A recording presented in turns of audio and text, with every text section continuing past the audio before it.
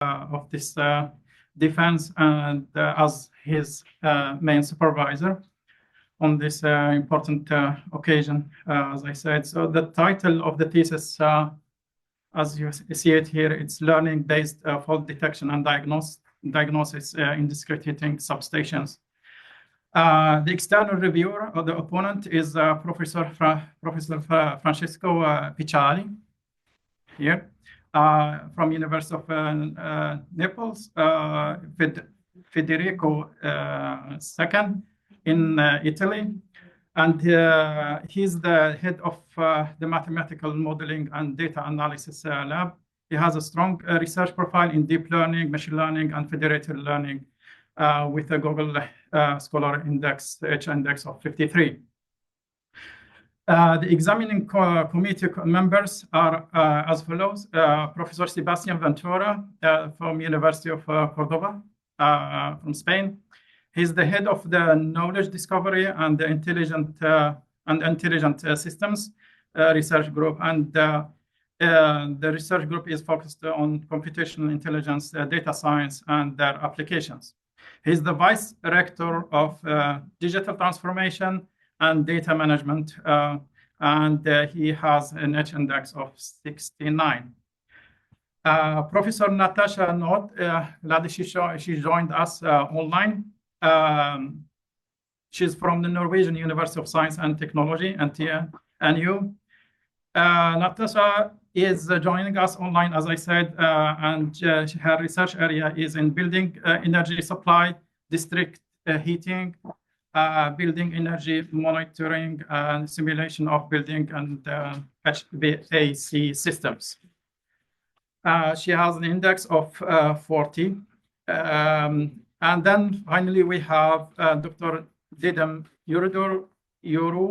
Broo. She is a docent at Uppsala University. She is the head of the cyber physical system lab at same university in Uppsala University. And she has an extensive research experience, both spanning her time at Cambridge and Stanford University. And she has an H-index of 20. So I will now briefly describe the procedure for the public defense, and this is what we normally go through during the defense. So first, the author, Jonne, will present his thesis. First of all, if there is any correction or anything, then delving into the real matter of the thesis. Then that will take maybe 30 to 40 minutes. It outlining the motivation, the scope, and main contribution of the work. Then a discussion will then follow after the defense is over. During the defense, there will be like a discussion, of course, with the opponent, Professor Francesco here, who will present questions and comments regarding scientific relevance, methodology, and results. The author will respond, and defend the thesis. While there is no strict time limit, this discussion typically lasts between 1 hour or 1 hour and 20 minutes, around that. The examining committee members will then have the opportunity to pose their questions, the one who are physically present here, as well as Natasa, who is present online. After which the floor will be open to the audience for questions in the order determined by the chair. And this one will be either physically here or for our audience joining us online. Finally, once there are no further questions, I will declare the public defense to be concluded. Then the committee member will have their own, or the grading committee will have their own private meeting, and we will go upstairs. Yeah, that's it. Then today, defense marks an important milestone in Jonne's PhD journey, throughout which he has consistently demonstrated discipline, resilience, and sustained commitment to scientific inquiry. And we are therefore grateful for the committee time and expertise in evaluating this work, and look forward to thorough, thoughtful, and engaging discussions. So now I will invite Jonne to present his work. So the floor is yours. Good luck. Okay, so thank you, everybody here. I know 𝐾𝐚𝐬𝐿 is not the easiest to come by, but yeah, some of you come quite far, but at least thank you to be here. So I'm Jonne van Dreven. I'm an industrial PhD student here with BTH, but also with an organization in Belgium, which is called VITO. It's the Flemish Institute of Technological Research. So this collaboration was between them and BTH, so that's why. So today I will be talking about my thesis, learning-based fault detection and diagnosis in district heating substations. And before I start, I wanted to briefly mention that there is a small error in the printing. For some reason, the labels, when we refer to certain sections, is mixed up, and then they refer to the last paper, I think. So that's just a minor mistake in the printing, just to be aware of. Another note I wanted to say is that we had one paper under review, the Lab to Practice paper. We got a minor revision back, and we resubmitted that to the journal. So that's, I would say, quite positive. So the agenda of today, we have quite a bit to discuss. In the end, we had 7+ papers. Initially, I will just talk a bit about what is the motivation and also the context, how district heating works. I know maybe many of you don't really have the background in district heating, just to have that context ready. Also talk a bit about what is the background and the data we deal with, just to get a feel of that. And also place that in terms of the thesis goal. Then probably the most important part, finally, we talk about how did we solve those issues, what are our contributions. Maybe also an important part is the impact, because we do an industrial PhD. So the impact in the industry is also quite an important part of the PhD. And we also lay out some future work. So to start with, what is district heating? I would say it's quite a simple concept where normally we heat our homes locally in our house. We bring that to a central location. So we have, let's say, 4 components where the central location generates that heat. We distribute that through the network. This is the network. It receives, the building receives that heat. You consume that heat. And between the building and the network, there is a substation, which is essentially an interface between the primary side of the network. So this is the primary side. And your actual building, so your installation inside the building. So there's a physical separation. So that's really, I would say, in a nutshell, what is district heating? It's efficient, it's scalable, it's local, and I would say a backbone for sustainable cities. It's one of the most efficient ways of heating our homes in densely populated areas. So that has a lot of potential. Then the complexity comes from when we scale. We can include thousands of substations. So in Denmark, that's quite typical that there are thousands of substations connected to a network. In Sweden, maybe hundreds. But that scale is what makes it complex. Then the monitoring becomes complex. Systems maybe interact with each other. That's what is the complexity. But the same principle remains the same. So we produce heat centrally, we distribute that heat, we consume it, and then we return that cooled water. And depending on the network, I have now here one central location. It could also be the case there are multiple heat sources to even add more complexity. So to come back to the individual buildings, this is where my thesis focuses on. There's a substation in the building, which is, I would say, quite a small machine. That's where we focus on. Luckily, over the years now, here data is being collected, which typically is these 3 sensors with the supply temperatures, return temperatures, and the flow over time. So it's time series data. And that's usually what we deal with very limited data. Obviously, we can also calculate some KPIs, let's say, which can be helpful. But to be honest, it's not a lot.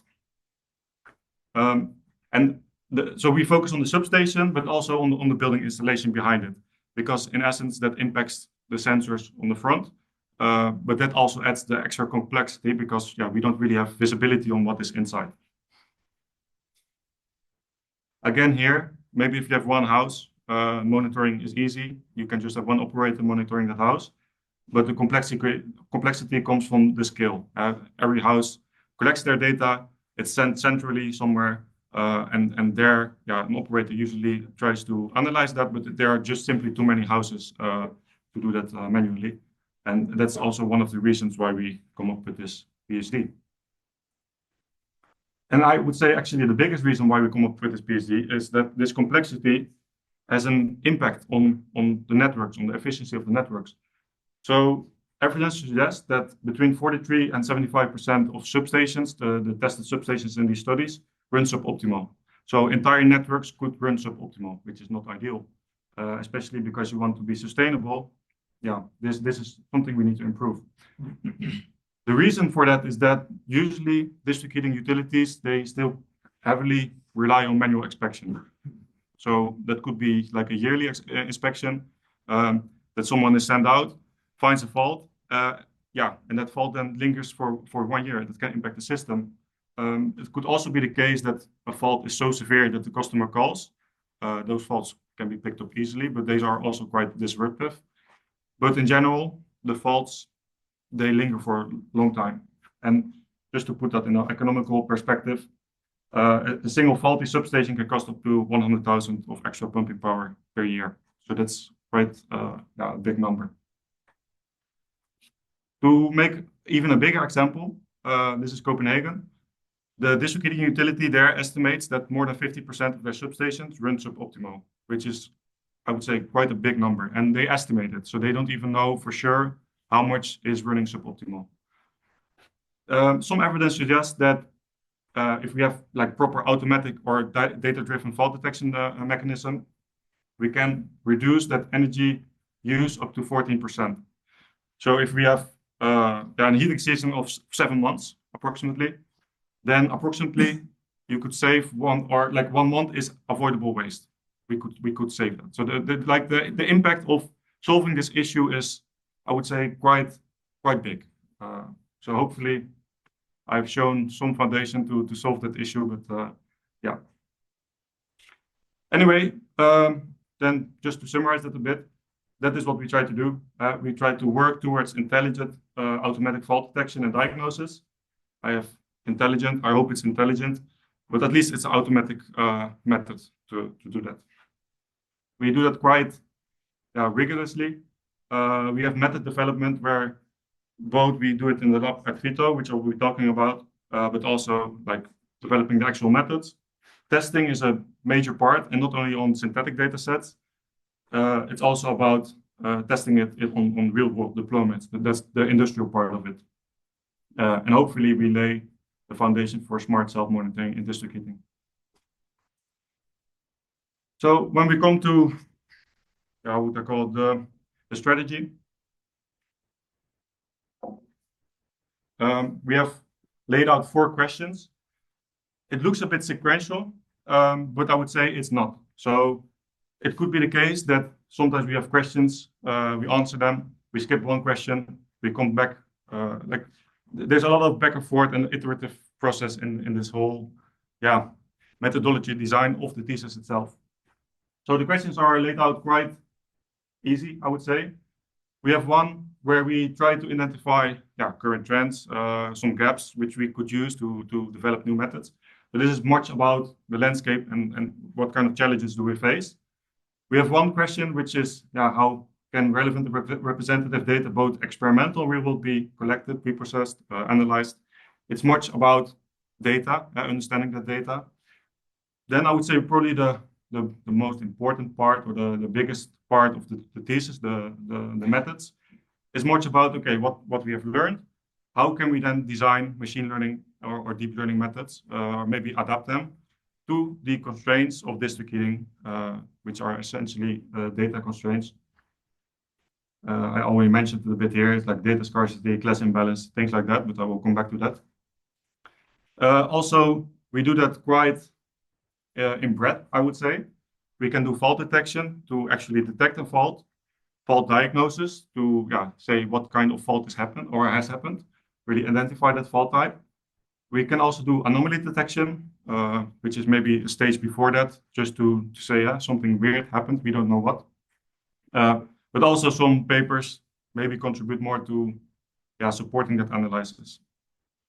And then finally, I would say this is maybe the important part is really interact with the real world, let's say, like with desiccating utilities operators, because I would say here the most feedback is collected, whether those methods really work or not.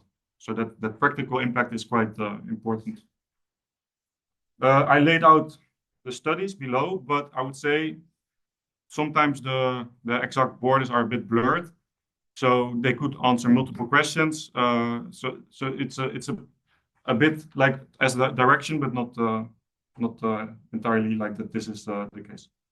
Just to summarize, we have context, understand the problem, understand the data. We have our methods development and then deployment. And this is maybe the important part. What I said is that we have quite a, I call it an agile research methodology. It leans a bit on software development, like how they do in Silicon Valley. Fail fast, validate early, learn from that feedback, and we do that quite fast. Like we create quickly a proof of concept, and in that way, we can hopefully work to the methods that work. And I would say this is maybe one of the successes of this PhD. Why we could produce so much is that we stayed agile. Then I have laid out some of the papers, but something important I want to note is that I have also B1 and B2, which is background 1 and background 2. One of them is, I would say, an ongoing review. So during the PhD, when sometimes the papers are quite extensive in their related work, sometimes they have up to 100 citations or whatever, or references. That is ongoing review of that, the whole, how do you say, like landscape. And that's important because then when new things happen, I don't know, for example, now foundation models are quite hot. We can like immediately react to that change, test that, and have a paper ready like quickly. That also feeds back to the papers. Maybe I should have done like a bidirectional relationship because they kind of support the papers as well. And it's the same for the B2, which is the lab work. We'll shortly talk about that. At VITO, we have a laboratory setup. That is also ongoing for the PhD, where we sometimes learn something in a new paper. We go to the lab, test that, we get some feedback, we come back. So this is like back and forth. And this is just like really important and part of the success. So to go into the contributions we have, the landscape and challenges. What are the current trends, challenges, opportunities? You can kind of see it like as two parts, where initially and ongoing, we lay out what kind of methods are being used, what worked, what didn't work. Maybe that's more important. And what we saw is that in district heating, I would say it's quite a relative young field that's still developing.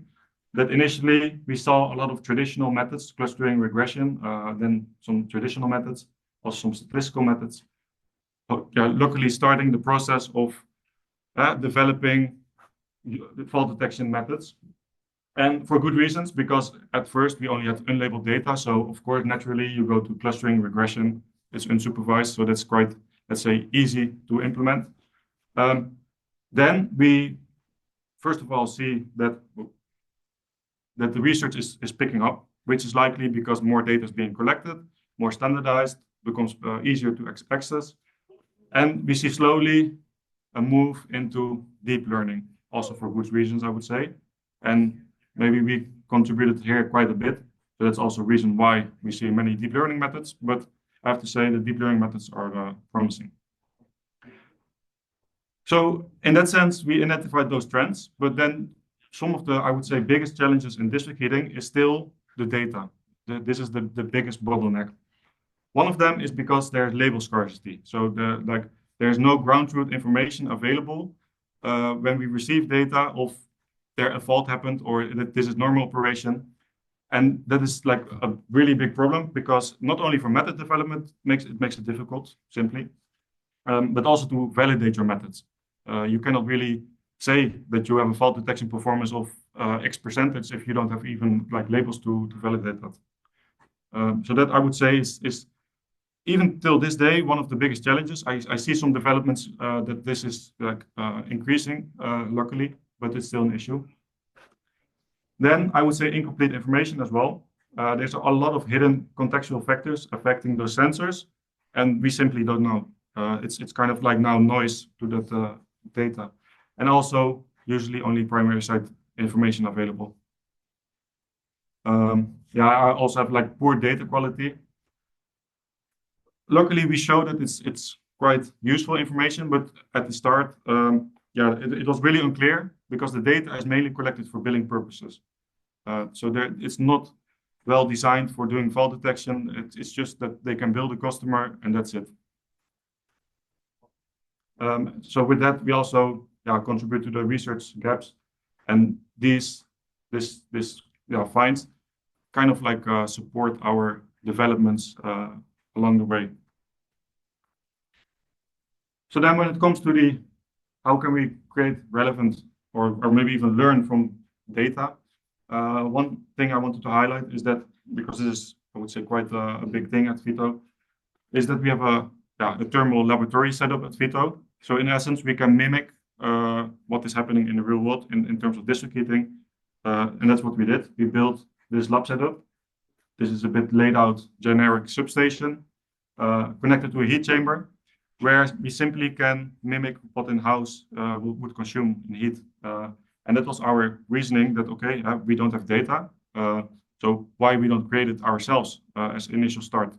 Still, we should be a bit careful because it's synthetic, but it's, as you will see, and maybe I've read, quite useful in strengthening that validity of our research. So what we did was that we had created a consumption pattern over a typical winter in Belgium for 2 weeks. This is maybe a bit of the limitation, is that we have to physically run that for 2 weeks. If you compare that to simulations, you can just run a simulation and that's it. But sometimes that can be a bit too synthetic. We take a step to an actual like physical setup. Has benefits, but also negative.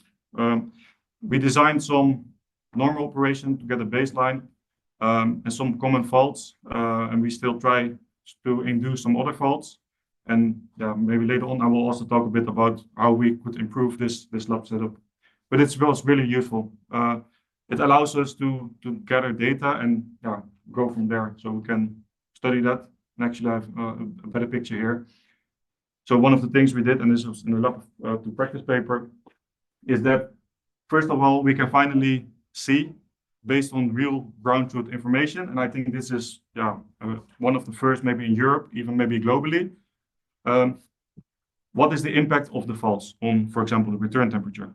And that's really useful to have. I mean, of course, we can theoretically come up with something what could happen, but now physically we can see what happens, and that can direct us into going into certain directions. But also another thing, what is important, because sometimes district heating utilities, and I would say it's still quite common, collect hourly data.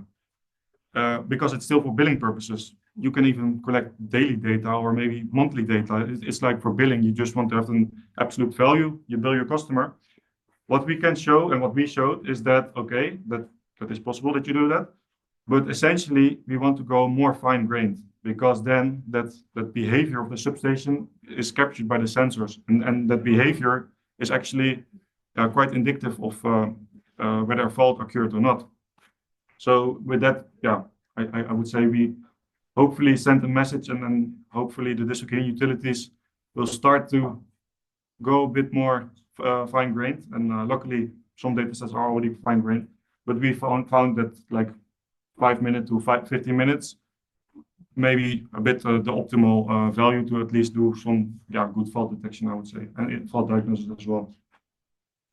Especially for fault diagnosis, it's important, because it was known that the return temperature, for instance, are an important indicator, but what's more about the absolute value, because your return temperature goes up when you are performing poor. But it's especially the correlations over time, which is what is important to predict. So that is quite I would say, unique with this publication. Like throughout, we use this as kind of like a supporting data set. It's not the end result. It's more supporting in terms of we support our claims to validate if it works or not, but also to investigate. We have, in essence, we were working in a dark room. It's the light in the room to kind of direct us into, okay, what could potentially help well and what works well and what not.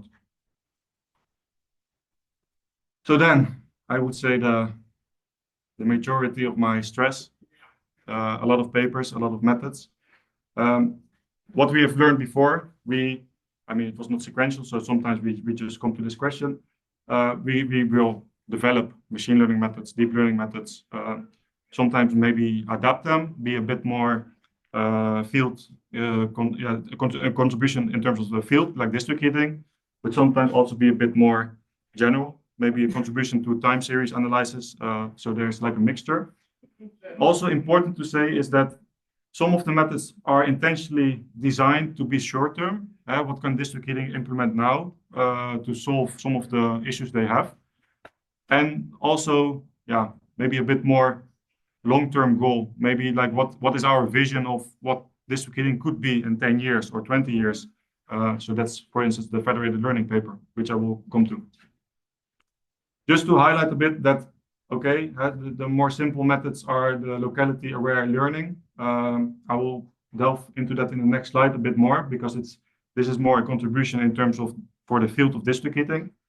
But there are also a bit more, I would say, maybe standard practices where we can use, we develop fast an augmentation method to increase those data sets, which are quite small, to be a bit larger and still be able to train robust models.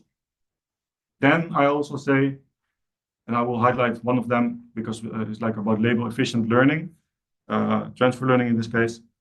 It's a bit more experimental, but also quite interesting and a bit more applicable to time series analysis in general, and maybe even beyond that, but that remains to be studied. And like I said, finally, also maybe be a bit privacy aware learning, the federated learning paper. And this is something how we see maybe district heating in 10 years. Now it's quite reactive. Substations collect data, they send it to a central location, you analyze that, you have some conclusion, and that's it. What we would see is that substations do that computation on the device itself, and a substation can simply say, hey, I'm faulty, you need to come. And to take it even further, but that would be future work, is that maybe the substation can say, hey, next week I will be faulty, please replace component X. So in essence, there's quite a bit of contribution, and a whole, I would say, set of algorithms and district heating aware learning approaches. Just to highlight two papers, one of them, I think this is the Cheddad and the Heat paper, where the contribution is a bit more field contribution to district heating, because one of the initial issues we had earlier was that we didn't have any labeled data at all. So we were kind of like forced to do something unsupervised. So one of the ideas we had was, okay, maybe we can use neighboring substations, neighboring buildings as a form of validation with the logic that you should be at least performing similar to your neighbor. Of course, another issue, we don't have locations because that's quite a privacy issue. So one of the ideas we had was not even to design a really complex algorithm, but to be a bit creative with the data we have. And in this case, use supply temperatures as a form of distance metric. So when you have a heat source, which starts somewhere along the pipe, it cools down. So in that sense, when you have a one-dimensional line, you can kind of like say where it is in the, like what is its rank in the topology of that network. That, when you have a simple network is maybe easy. A network is not simple because it can go multiple directions. This quite 3 dimensions even. But even then, that assumption holds that substations within some part of the network in their proximity have somewhat a similar supply temperature. So finding those patterns and clustering that helps us, and we call it then a relative topology approximation method to do subsequent anomaly detection, because in that case, you have a neighborhood you can compare based on some statistical measures, and then you flag, for example, the ones that are underperforming, and in that sense, you have a screening mechanism. So I would say it's a really almost simple idea, but as it turns out, it works really well, and I will come back to that, to some of the validation.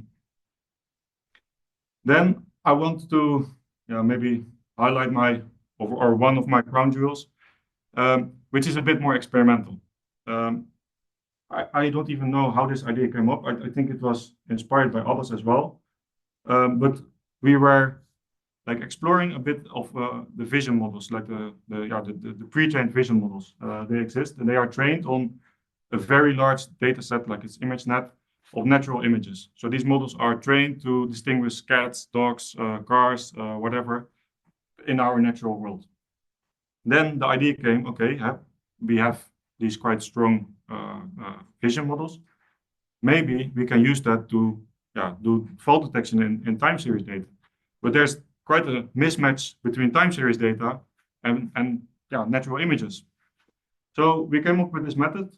We call it the learnable cross-model adapter, where in essence, we have a learnable method to visualize that time series data into I would not call it a natural image, but more like a visual representation that the machine can understand. And hopefully then we capture enough patterns here in order to do that classification.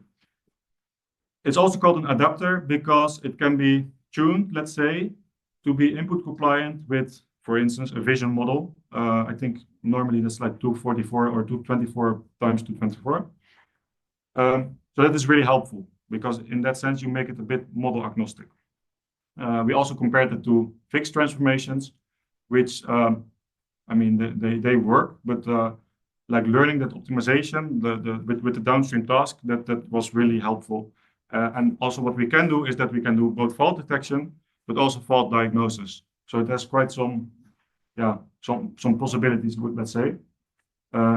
And in the end, we also published this in the Transactions of Industrial Informatics, which, I mean, I will spare you the details of how that went, but it was a big accomplishment. But just to highlight that some of the contributions can be quite distributing. Some of the contributions can be quite experimental, be a bit more theoretical or a bit more broad. So there's like a mixture of types. Then finally, this is like an important, because this is also why I worked with VITO, or I work at VITO, but this is like their interest, is also like to ask the question, you have now all these methods, do they work in reality? Like, do they work when you go to an actual distributing network? So we kind of made maybe you can call it like a summary paper of everything we found, all the data sets we used, together with OptiHeat, which is a project from VITO and partners within the Flemish or in Belgium, with the goal of doing fault detection and diagnosis in district heating in reality. So there are like universities included. So I think it's the University of Antwerp, but also district heating utilities work together, because in the ultimate form, you would like to test a method and actually send a mechanic to that substation and gather that that guarantee that something happened or not. And that is a bit the intent with OptiHeat. So we partly use that to work together with this screening utility to do that extra validation. And we do that quite broadly, that we use the controlled laboratory experiments, we used large-scale simulations and operational field data. And we use actually several here. And I would say this paper is then the summary conclusion that we do think that it works quite well. Of course, there's always need for improvement, but it works quite well. And then also what I said, like we have the federated learning paper. This is more about like where we want to go to really smart district heating networks where the substation simply can say, hey, I'm faulty. We do that computation on the substation itself. We also avoid then privacy issues. It is even technically possible to do that in today, but still, that's it requires some additional years. In district heating, sometimes it takes a bit longer to do that work. But anyway, that's an important part. Another important part is that we also have a client in China, which is called Runa. They operate district heating networks there. And that's also where we work together with in order to test what I said about the really, maybe simple method, the Cheddad and heat paper, where we use that principle of the supply temperature to approximate the network. And we had quite a big network to test on. Also a complex network because it had multiple heat sources. So here's one, and I think there's somewhere else one. So 3 heat sources, which complicates, it just adds complexity. It were 240, I think, substations. And to make it even worse, you can, I think, see it here. Substations can also randomly switch from heat source. And we asked Runa, okay, could we predict that? Or is there a reason? They don't know. So if they don't know, I don't know. Anyway, that makes it also even more complex because if you have these patterns, that is kind of like noise. So we had to deal with that. But in the end, you can see when we have like a visualization, this is like this part. So these are the actual locations. When we apply that method of us, you can see that the clusters are quite dense, even for that simple concept of just using the supply temperature as business metric. So that is, I would say, really useful. They were not necessarily interested in the subsequent step of the anomaly detection because in essence, they have their location. So okay. But it's more, you can see it as like doing fault detection in the network itself because they were interested in optimizing their supply temperatures such that substations in a certain location get a similar supply temperature. When that's not the case, so for example, I know like one substation is not clustered together and maybe it's clustered like, I don't know, with somewhere else in the substation or in the network, then that's an indication that there's a suboptimal setting, which can be seen as a fault. And this is what they wanted to solve. So it's quite nice to see. Normally, it's not really the case when you do research that it's so fast that there's some interest from the industry and also tested. So it was quite a nice result.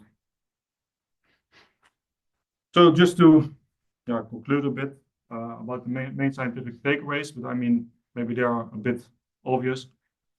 This is probably the most important part, is that we showed that reliable fault detection and diagnosis is certainly possible, even with these severe industry constraints, like, for example, limited data, heterogeneous substations, like all these constraints, even then, it's still quite possible. So that I would be quite positive about that.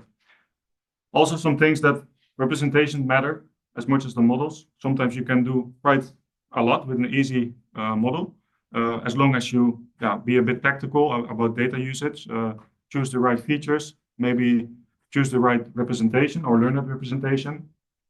Also, we showed quite a broad tool set of methods and methodologies, which work quite well, all the way from unsupervised learning to self-supervised learning, just to reduce the dependence on the fault labels. And I would say that's quite helpful. And maybe this is a big part. Deployment constraints must shape model design from the beginning. And to be honest, this was also a bit of the challenge in an industrial PhD, because often when you submit your papers, you have to compete with people that are like doing actual research at the universities. They have often a perfect data set, can do a perfect analysis.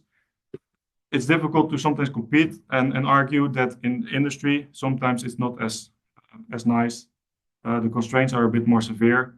Maybe the methods are a bit more adapted. So that competition was a bit difficult part, but it's I would say, vital part for industry because many methods developed in science sometimes they simply don't work in practice. So then also to conclude a bit like the future work, where would we direct our efforts? I think you can see that also as two main tracks where we base it on the methodologies. One of them, I think a big role is still, or a big responsibility is still for district heating utilities to really work together. And luckily, I mean, we see that with OptiHeat, for example, to work together with researchers to do large-scale testing, but also improve data collection and really make an effort. And I mean, that costs money, of course, but like really make an effort to to gather that information needed for researchers or a research institute to do their research. So I think that's one of the main bottlenecks still. Luckily, we see some transitions to doing that, but yeah. This is, I think, also one important one, and I briefly touched it, I would say, in the lab to practice paper, because I noticed when we have our models and we train them, that they learn substation characteristics, which is something you would likely to avoid, let's say. You want to focus on the patterns themselves. And I think the main issue is that the data sets are so small, and relative the models have quite some capacity to simply remember those quirks. So one of the things I think for future work is that we should be aware that we also need to be domain invariant to that learning process. And then that also goes into self-supervised and fine-tuning, what we also saw in the lab practice paper. We have an abundance of unlabeled data. So it should be focused that we can use all of the data we have, however possible. And to be honest, that's some of the things we saw, that the models were quite more robust when we did that. And it also leads nicely to the, maybe now the hot topic, foundation models. I mean, you see it now with the large language models, but also in industrial time series. I think also Google now recently has published a foundation model for time series that I would say is quite useful, probably, to do some future work there. Then the last topic is with the substation we created. Actually, this is Energieville. So this is in Belgium, in Genk. My office is here, and I was always sitting there looking outside, and they were building these replicas of houses. And these are actual houses somewhere in Belgium where people live in. And these, they don't live, but they are like rebuilt. And I always thought it was nice if we upgrade the lab and do that actual testing to those houses, induce the faults there, because that's, I would say, maybe one step closer to reality, and then collect that kind of data to do future work. And I mean, this is still good. So it is always like in collaboration, but that extra view, I think that can really boost that progress in the methods. Then just a brief overview. I mean, it's quite a dense thesis. I have not slept that much in the last year, I would say, but it was fun. Just to highlight like some of the achievements we had, like one publication in information fusion, also in transactional industrial informatics, which I mean that's what you hope for would happen in the thesis. Maybe even one. We had two, so that I mean that's just like it's good, you know, to have that. Something I didn't highlight, but is also important in the industrial PhD is we also had, like, let's say, the industrial impact, where we had created 5 patents based on all those ideas we presented. So that's quite helpful, and then more of interest for VITO. Then one final thing I wanted to highlight is that also this PhD is quite special, quite international. I was living in the Netherlands, working in Belgium, meanwhile working with scientists here at BTH in Sweden, also in Estonia. Like, it was chaotic, but that also made it quite fun. And I mean, you learn a lot to be a bit flexible at times, and so that's quite nice.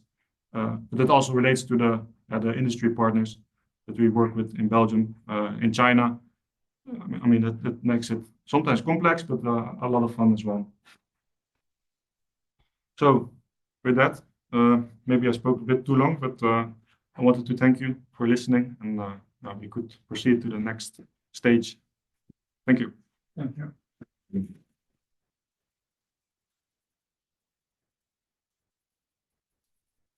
Thank you very much, Jonne.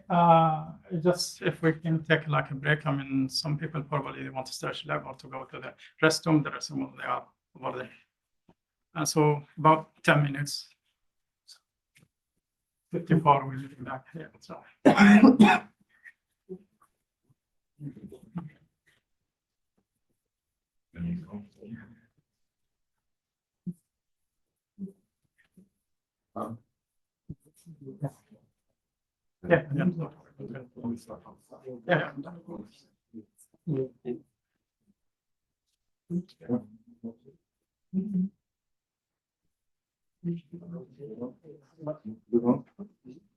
Nice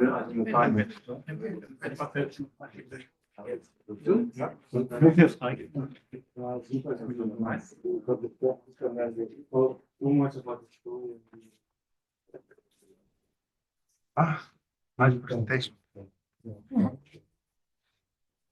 I picked that. But good presentation. We used it. Presentation yesterday. Yeah. There are Very, I mean, they speak English, so there's different kinds of you know, giving ice cream. Nice. Perhaps Positive, always positive. Yeah, very good, John. goes more on the details. I don't know. Very good. Yeah, thank you. Like if they need to open and Yeah. is expected to The be. English is fine, but then they get a bit nervous and they go for coffee. They know that you can. They know. Yeah, Okay. yeah. I mean, the problem is with this. Sometimes you need to give that background to make that story a bit logical. You know? So, More this.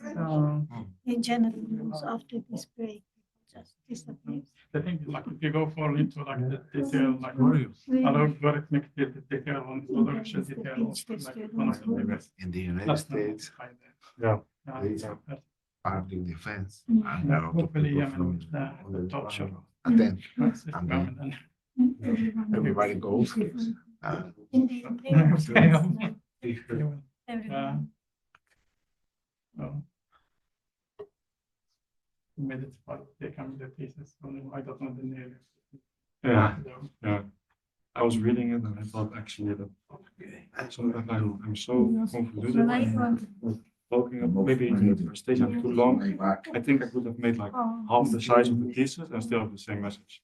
I mean, that's also a learning process, but But I mean, it's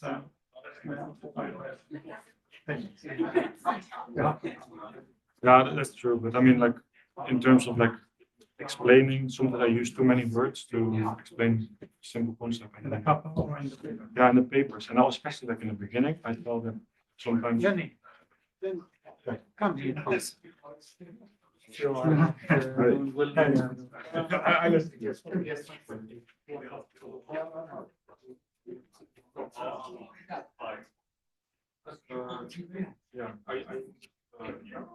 Yeah, I'm also now.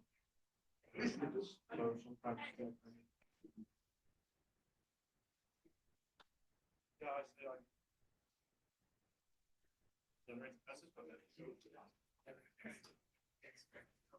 Yeah, I say like.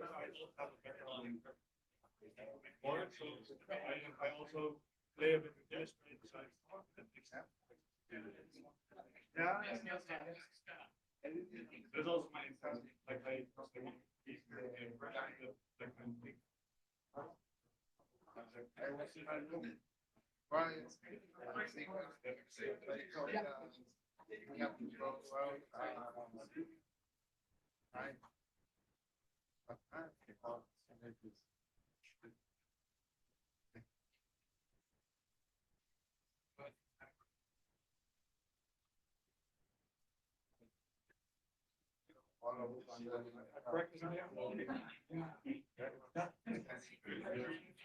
There's so many papers.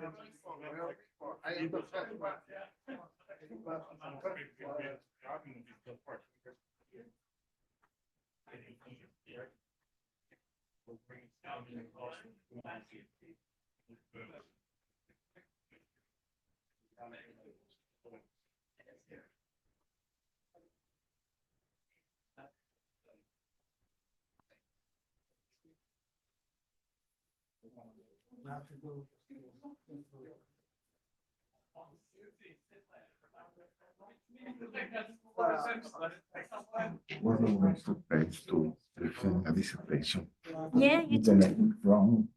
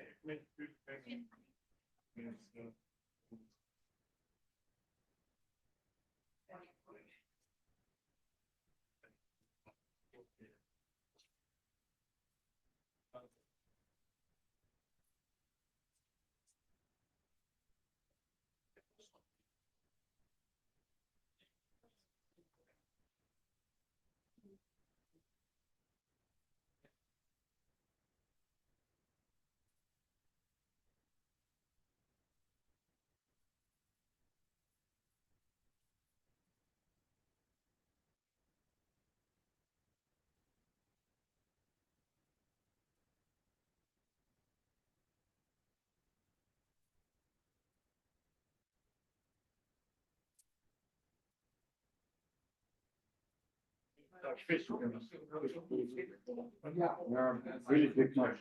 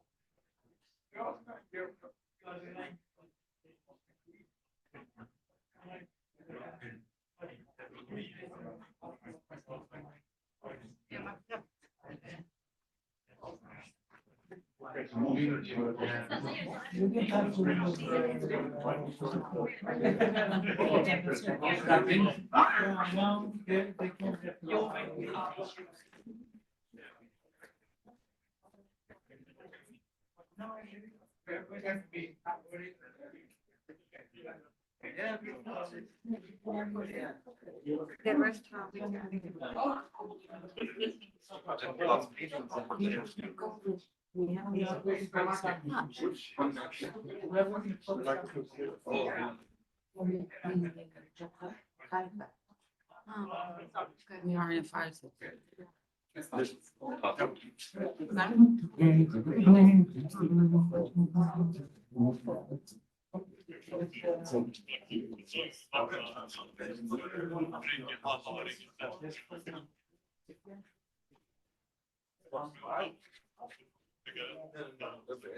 There's one more box which is Jonne. Yeah, but I mean, yes, you can focus. Yeah, you can take. But I can take another one. I got to do one page. So I think there is some dirty material for it.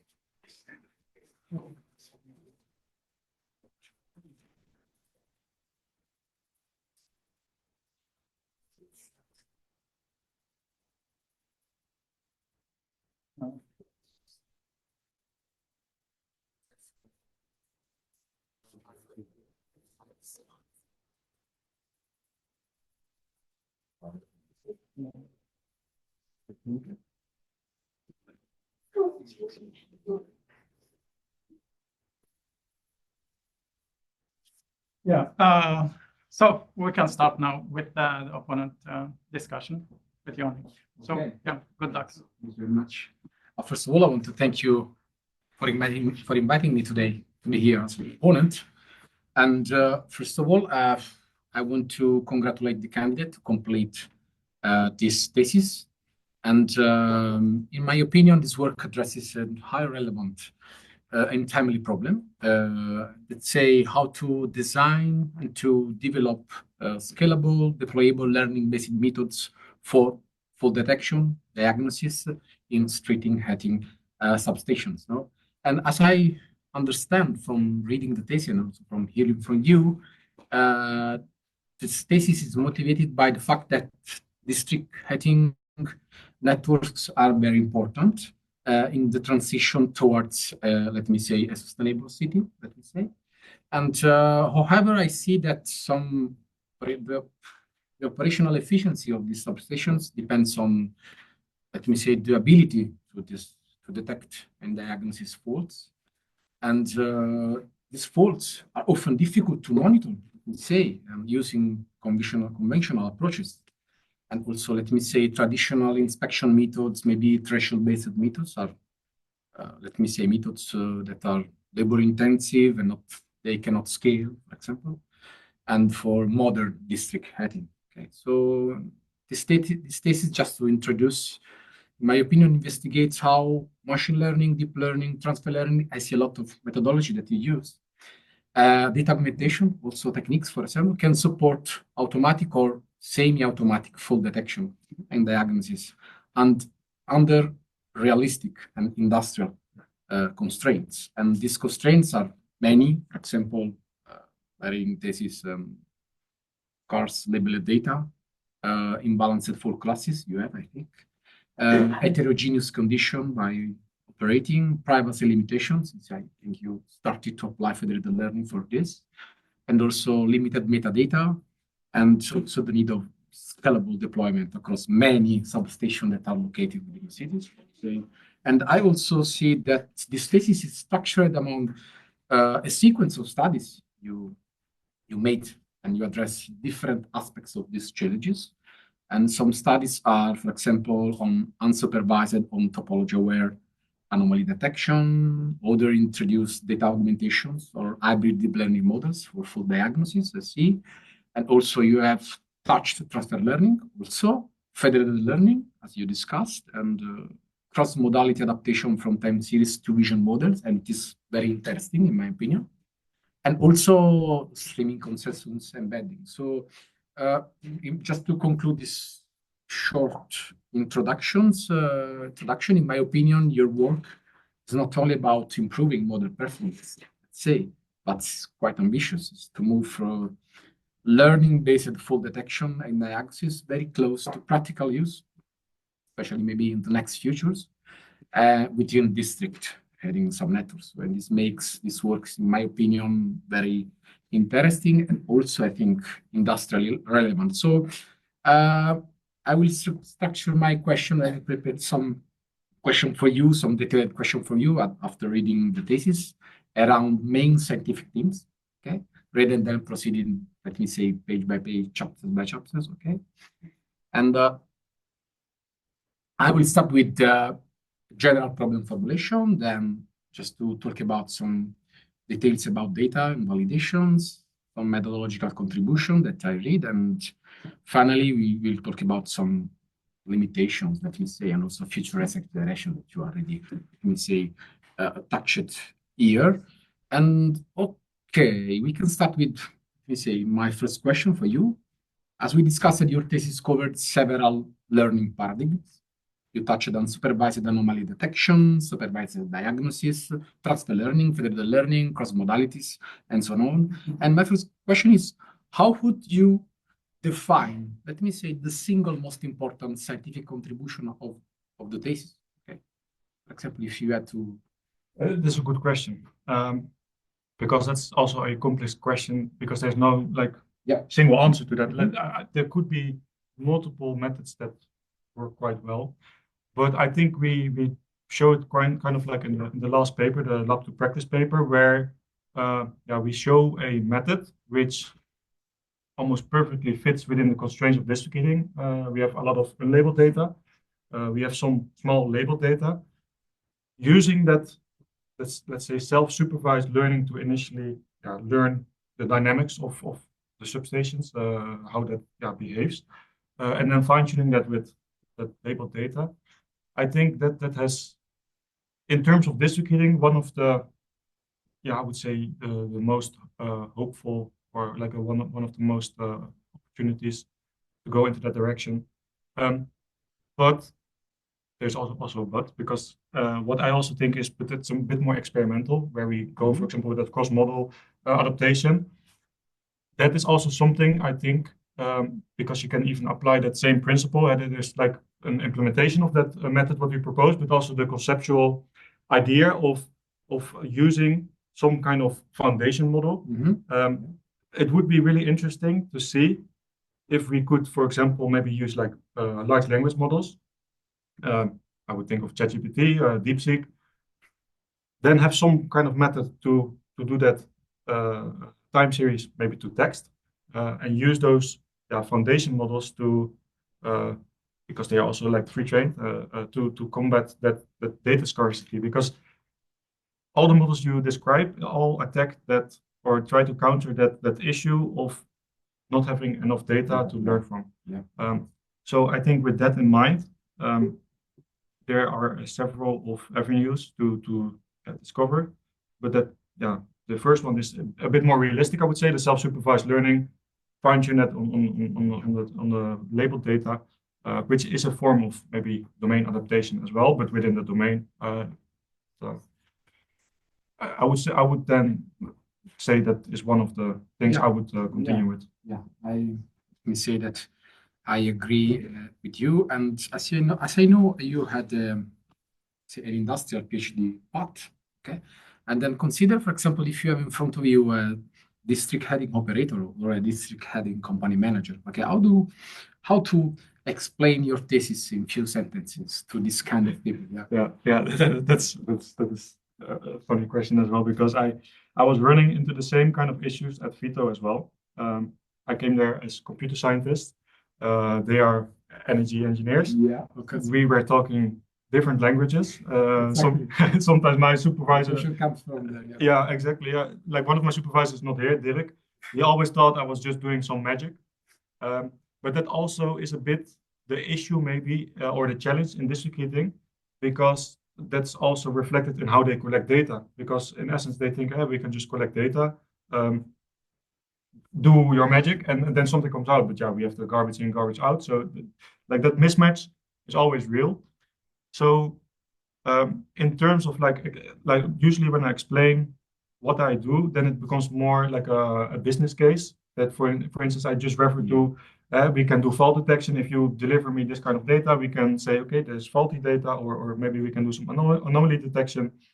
And I would not go too deep into how the method actually works, because then I kind of lose the person in front of me. But that's also the challenge in the industry, like especially as industrial PhD, that at times you need to switch almost your language, your thinking, also how you write papers, depending on to which journal you submit. Sometimes it's a bit more like energy based, then you need to change your language. Sometimes a bit more computer science, you need to change that. So in that sense, I would just simply, like in a few sentences, maybe refer to we can do fault detection and diagnosis on the district heating collected data, and this is the output. So it's quite simple terms. That's right. Thank you. I also believe this is the right way to present and discuss with them. And I have another question about the application of your method. Since many works, as you know, in the industrial AI, this sort of real claims. I have read a lot of papers about that, claims practical relevance, but when I finished to read the papers, they remains mostly experimental. Okay, and I have a question that's, in your opinion, what makes your thesis move beyond proof of concept research? Okay, there is let me say, a specific part that is very close to industrial application. I think that there's also like the importance why I work with VITO, because that goal is like they want to have that industry impact. And unfortunately, the district heating field moves quite slow. A PhD goes quite fast. Yeah. So ideally, I would have liked that, for instance, we worked with distributing utilities, they would send a mechanic and have that feedback loop. But the thing what we did to strengthen, let's say, that validity, to go from proof of concepts to actually testing those methods, is what, for instance, we did with the last paper, with the lab to practice paper, but also with the Chinese distributing utility, that some of the methods we developed, which are maybe applicable to today, for example, the Cheddad paper or the heat paper, really have that interaction with the distributing utility, have that validation on real-world operational substations, but also hear their feedback. And that is, I would say, one of the most important parts is to hear their feedback. So in order to strengthen that validity, like the actual testing in the real world, this is what moves this maybe theoretical thesis to also be a bit more applied and have that industry relevance, I would say. Okay, so in this scenario, for example, what would be the first method you would recommend to, let me say, a district heating company among all the methods that you? Of course, if you had this method ready to be applied, Of course, it depends a bit on the context of that utility. I would maybe ask first, do you have label data? Don't you have that? So it depends a bit on that context. But for instance, what we saw with the heat paper, that is a method which would be instantly applicable to any kind of distributing utility, whether they want to do that for optimizing their networks and do fault detection on the networks, but also maybe do the anomaly detection part there. Because I think the industry is quite young compared to other industries, I would say. It's a good opportunity to include that method as maybe an initial screening, and then have that process of like, okay, mechanic goes there, collect the data and gives us feedback. And in that way, you could slowly work, maybe it's like the timeline ahead, slowly work to the more advanced methods, which require maybe more data, more labeled data. But in the end, if you have that, they work better.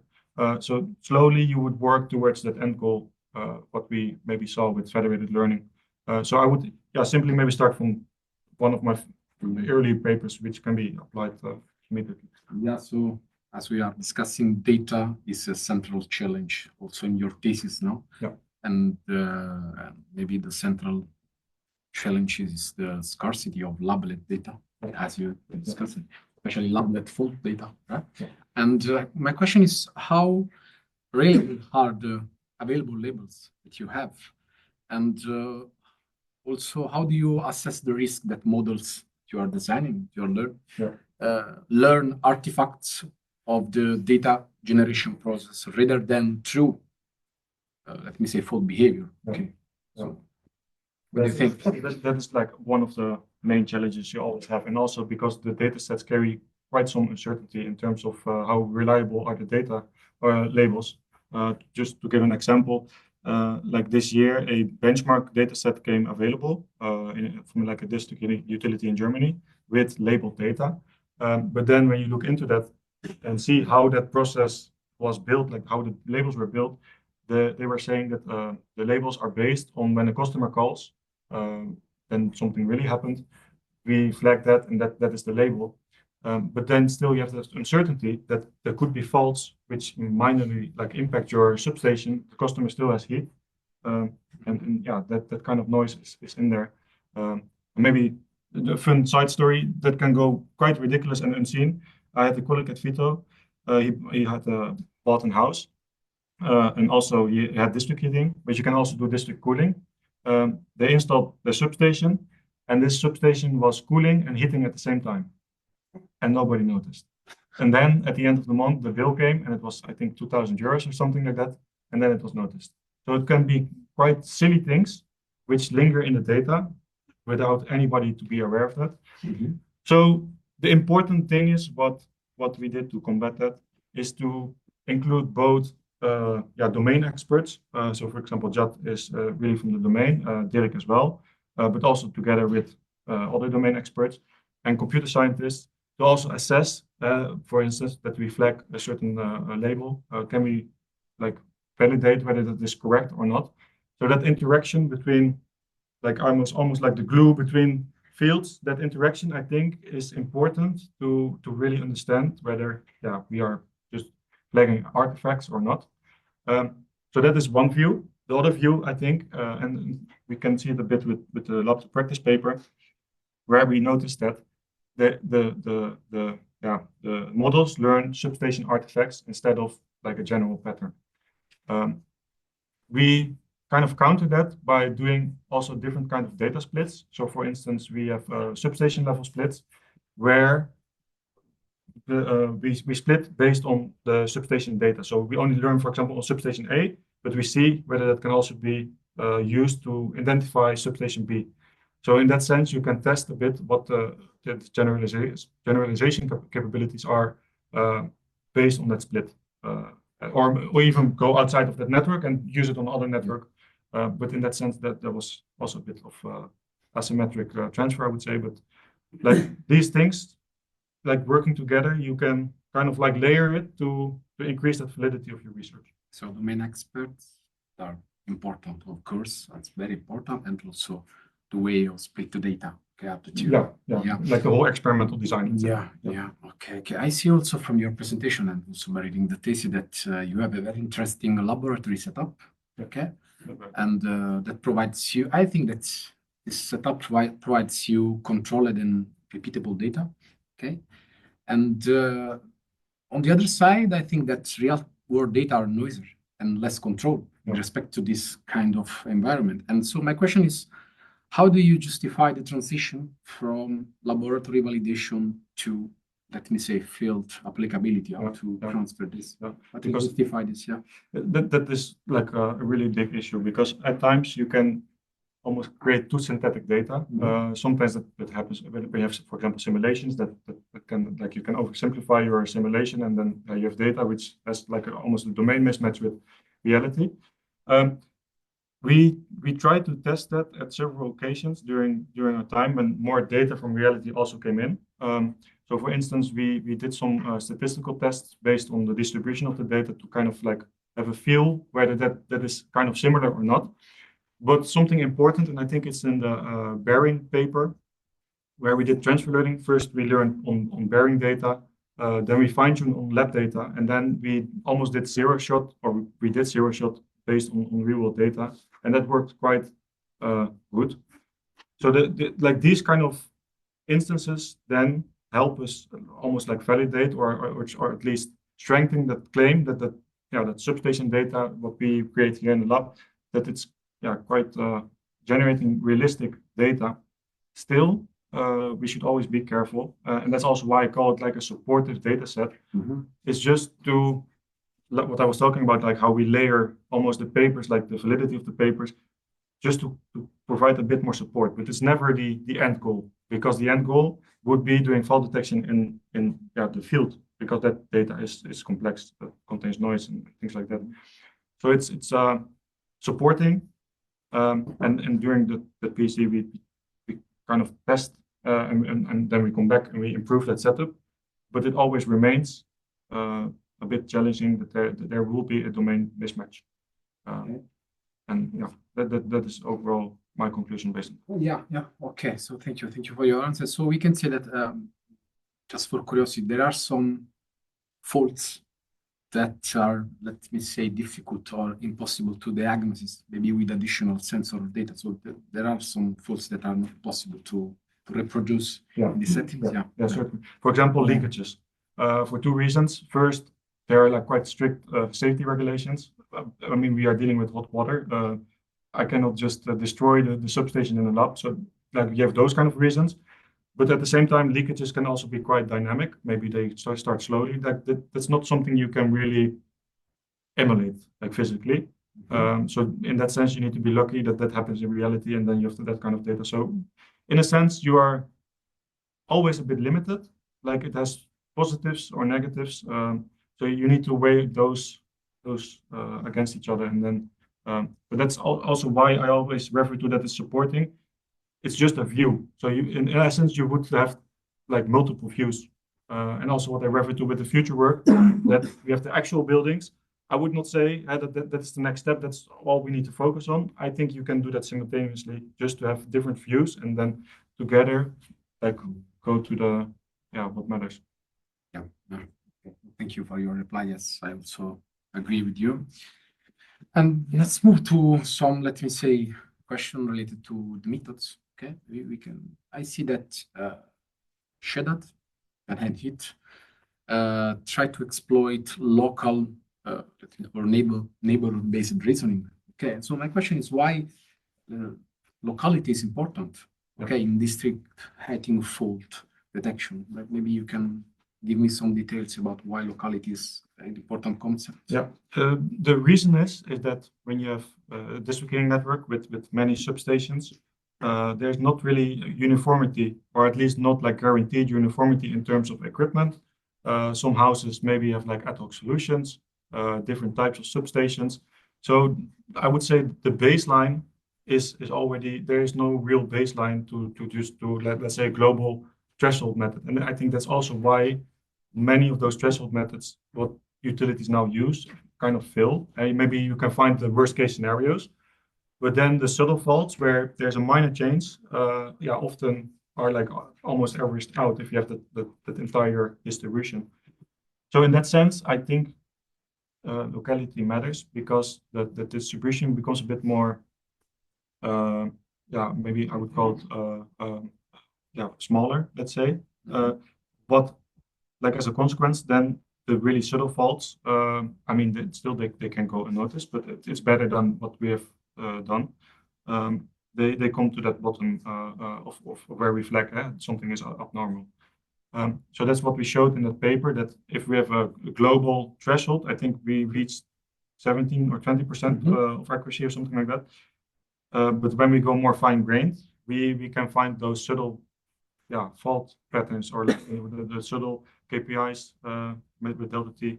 So in that sense, this is why locality matters. And that's also how and that's actually quite easy to implement because they have substation locations. So they should do that, not simply say this is the threshold, but see a bit about what is the neighborhood, what is the supply temperature, just to have a more homogeneous context. Okay. And also, so we are in, let me say, in topology-aware anomaly detection, right? And my question is, in this topology-aware anomaly detections, what is, or let me say, if there is the risk by the models to detect contextual differences rather than faults or actual faults. So there is this possibility. Yeah, certainly. This risk is always present. I mean, you can kind of maybe fine-tune that based on your like threshold, that like with your false alarm rate, but there will always be, let's say, false alarms. But I still see that as an opportunity, especially in this early stage of district heating utilities not having enough data, because then you have an opportunity to send the mechanic, even if there's no problem, he can confirm there's no problem. And then you have normal data. So that could be a new baseline. And that is you receive a feedback. Yeah. Exactly. Yeah. The feedback is really important. And I think that is now important in order to progress the district heating field, is to have that feedback loop. Even if there's risk of a false alarm rate, I mean, it costs money, but it's still better than what is done now. Because now sometimes faults get discovered like every year, and I mean that impact is way bigger. So it's almost like you are slowly shifting to less risk, but there will always be some kind of risk you have to deal with. Okay. So just a question on heat, since I see that heat use hierarchical encoder assisted clustering instead of classical traditional clustering methods, and the question is, what does this encoder learn that, let me say, traditional clustering methods cannot capture within the data? Okay, so why you use this kind of approach? So one of the things I had after Cheddad is that Cheddad is quite a bit, some steps and has complexity. So using an autoencoder first to produce the dimensionality of the time series in order to capture the patterns needed to do subsequent clustering. That really helped. Also to let's say simplify the pipeline. And then the important part is why we used the hierarchical clustering method, is that it also produces a dendrogram. And that is really helpful for district heating utilities. Actually, maybe if you talk about like explainable AI, to not only get your end result, but also how do you get to that end result? Which clusters do relate? Maybe you want to go up in the tree. So that really helps district heating utilities to make sense of what normally maybe is a black box, but to make sense of Improves, let me say, the interpretability of the clusters that you obtain. Yeah. Okay. So we can say that this kind of cluster are, let me say, interpretable in a to a certain extent, sense. yes. Yeah, to a certain extent, yeah. Okay.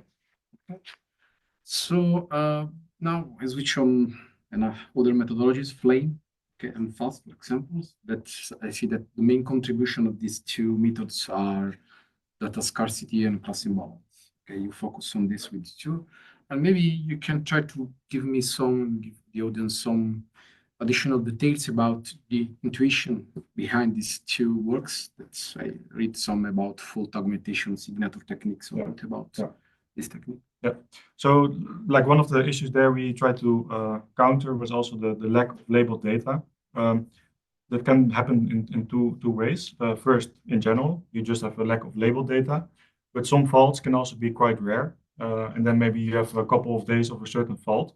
So what we did in that paper was using data augmentations, which, I mean, that method exists, in order to enlarge those patterns from, for example, the rare occasions of certain faults, in the hope that, then we can at least learn those patterns well enough to have kind of like a robust model to do that fault diagnosis. But one of the issues, or one of the side effects of the traditional augmentations is that usually they are like randomly imputed, which, I mean, as a model could be okay, but it can also increase noise. Maybe it's not too realistic in compared to what is happening in district heating. So there we thought, we developed this method fast, where we kind of do pattern mixing based on an individual substation in order to increase the data sets of, for example, certain fault cases. And in the end, that turned out to work quite well. But we had a two-stage setup because you still always should be aware when you do, maybe synthetic transformations, that it can be synthetic. There will always be some kind of domain mismatch. So what we did was to train on the data augmentations in general to just learn the dynamics and then fine-tune on the real-world data we have, just to get a bit sharper distribution. And in the end, that worked. I would say quite so okay. So in few words, how this method differs from classical time series generation methods? Yeah. So I would say it's not that using like random imputations. It's more. I mean, it uses random days around your reference day, but it mixes with realistic patterns that has been observed. I think that is the benefit. I think it's a crucial point. Yeah. Especially since you're talking about data. Okay, so there's a question of fault diagnosis, and I read that you discussed about class imbalance also is a major issues. And what about the choice of the metrics that you use to evaluate the performance of your meter? There are some appropriate metrics that you use? Certainly, certainly. It depends also a bit on the paper, what we try to achieve, but usually I try to have quite a broad view of metrics, especially when we have like imbalanced data set. I try to avoid accuracy. I mean, sometimes I may include it, but I mean, they are deceptive. So like you need to be aware of, that maybe is not applicable to this kind of paper because this is the data set. So usually I always try to include like a ROC, like the more like threshold-free metrics, but also then certain metrics where we account for class imbalance, and then I mean some of them are quite default, like F1 score and things like that. So it depends a bit on the context, but certainly when there's class imbalance, I would try to avoid accuracy. And just from a district heating operation operator perspective, do you think that it is worth to miss a fault or to trigger too many false alarms? Just a curiosity for me. I mean, that's a good question because, I mean, you see that now investments are not made to solve faults anyway, so they are very keen on not sending out people when there's like a false alarm. Even though I would think, in my opinion, that is quite helpful because that's also feedback. So usually they are quite conservative when it comes to, let's say the screening. So yeah, normally you try to avoid, let's say, false alarm rates the most. Yeah, okay. That's another question. There are, in your opinion, there are some, let me say, conditions that you would recommend avoiding deep learning methods in favor of simple models. So do you think that these cases you need always models deep learning based? Yeah. I think, like, Based on your experience. yeah, I mean, like in general, I would say deep learning models are quite hopeful. I mean, in the optimal case, I mean, you see it with large language models, for instance. There are, like, even though we don't understand really what happens, like the reasoning behind it, but they become so good that I would say that is something what the distributing networks need to do in the future. But at the same time, we also have, I mean, it's like large language models don't have risk. We deal with real systems where, like, what can be sensitive. So I would say also, like, the more explainable methods are still relevant, just like with the heat paper. So it depends a bit, like, on the district heating utility, what their role is and what maybe their regulations, because it can also differ per country. What I would advise, but I mean, like, in essence, we know that deep learning can find, like, quite latent patterns, and when the data scales, then deep learning is almost a necessity. I would say. Since if I remember well, you used some hybrid CNN and also LSTM models architecture. Yeah. Common in time series classification, and maybe just very little question about this. If there is some novelty that you introduce also about this, or maybe also in the domain adapted about this method. It depends a bit also. Simply took this from the literature and use the networks. Yeah, that depends a bit. The case. Yeah, certainly. Yeah. I mean, because it depends a bit on paper. Sometimes we propose, like, maybe actual architectural changes and novelty, and then also we choose the venue appropriately for that. But sometimes it's also maybe like a model adapted just to the district heating field, and then that architecture still exists. So, for example, you can see that in the lab to practice paper, where we, I would say, kind of use the state-of-the-art models, inception time, I think it's like mini rocket as well, just to provide also that empirical evidence, because that's also important, because then, for instance, if CNNs work correctly, we know that faults have quite a local pattern. So that like, it's a combination of, at times, it also depends on the strategy of the paper to have that novelty in architecture, but sometimes it's also quite an applied paper where maybe we use like an existing method which tends to work well. That's in my opinion. If there are some state-of-the-art methods that works well, on our data, we can use. Yeah. And I would say the main conclusion is in the lab to practice paper, where CNNs tend to work quite good, I would say. And this industry, I would say, are not really ready yet for transformers, because the data. I think they are more interested in robust. Yeah, methods, exactly. Yeah. So machine learning methods rather than deep learning, and also of course, I also have many experiences with industries, and I know what they are telling us. So thank you.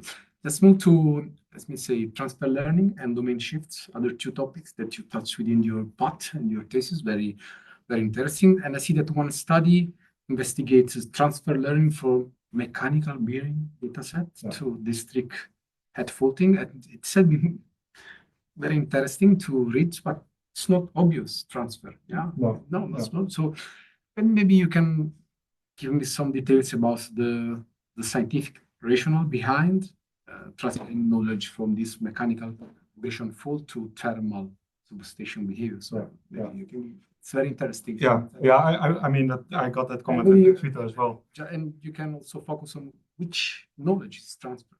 Okay. The thing is, when I was creating this idea, I mean, it kind of like just happened. I was, I think it's in this paper, or at least like I was studying the lab setup, and that also shows the value of the lab setup, not only as validation method, but also like as data exploration. And I especially when I was like looking at the stuck valve, which reminded me of like this vibration pattern. I saw like a data set online at one time, and I was trying to find additional data sets to at least get it published. And I thought, hey, that data kind of looks kind of similar, you know, like when a vibration, like in a motor, when an engine brakes, then the vibration, like when the bearing breaks, that vibration gets quite intense. And I saw that pattern also in the return temperature in terms of like kind of like a vibration. And that makes sense because a system, like a distributing system, becomes unstable in that sense.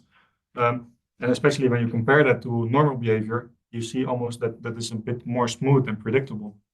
So there the idea started, maybe, and it always starts with the maybe, we can use transfer learning, that maybe we have a model, we train that on those bearings, we then fine tune that with the lab data and use that in order to identify faults. It turned out to work quite good. So that's surprising. Yeah, I see some results about Yeah, it, exactly. Yeah. And like at first we also tested a bit like, are the distributions a bit similar? Because I mean, they can be a bit different, but also not too different. So it was maybe a combination of luck,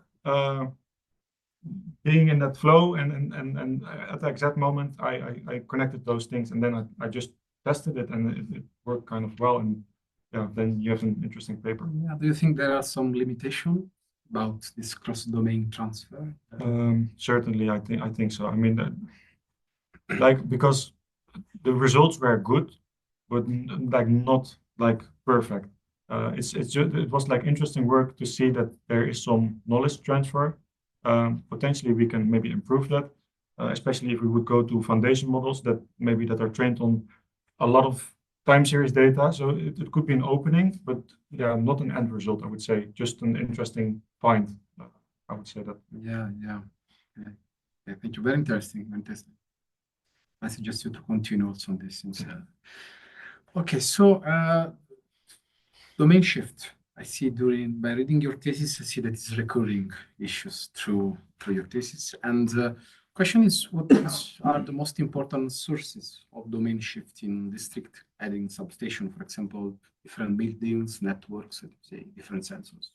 So what are the most important sources that you? Yeah, I mean, I would say you have you have different types of levels even, because you can have domain shift within a network, especially when a network is like built almost like ad hoc. Some substations are simply different equipment, but also the buildings can be different, that they have maybe different consumption patterns. Like this can all cause within the same network already domain shift.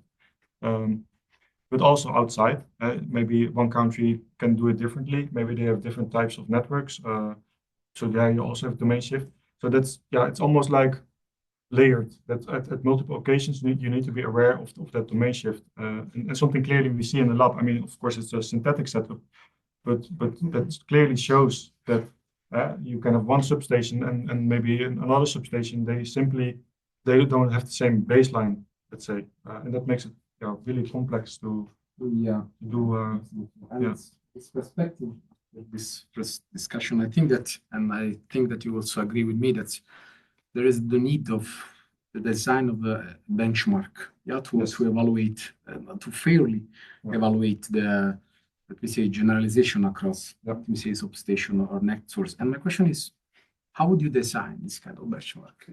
I mean, I know it's not a simple question. Yeah, it's a complex question, because I think also this one you can tackle in two ways.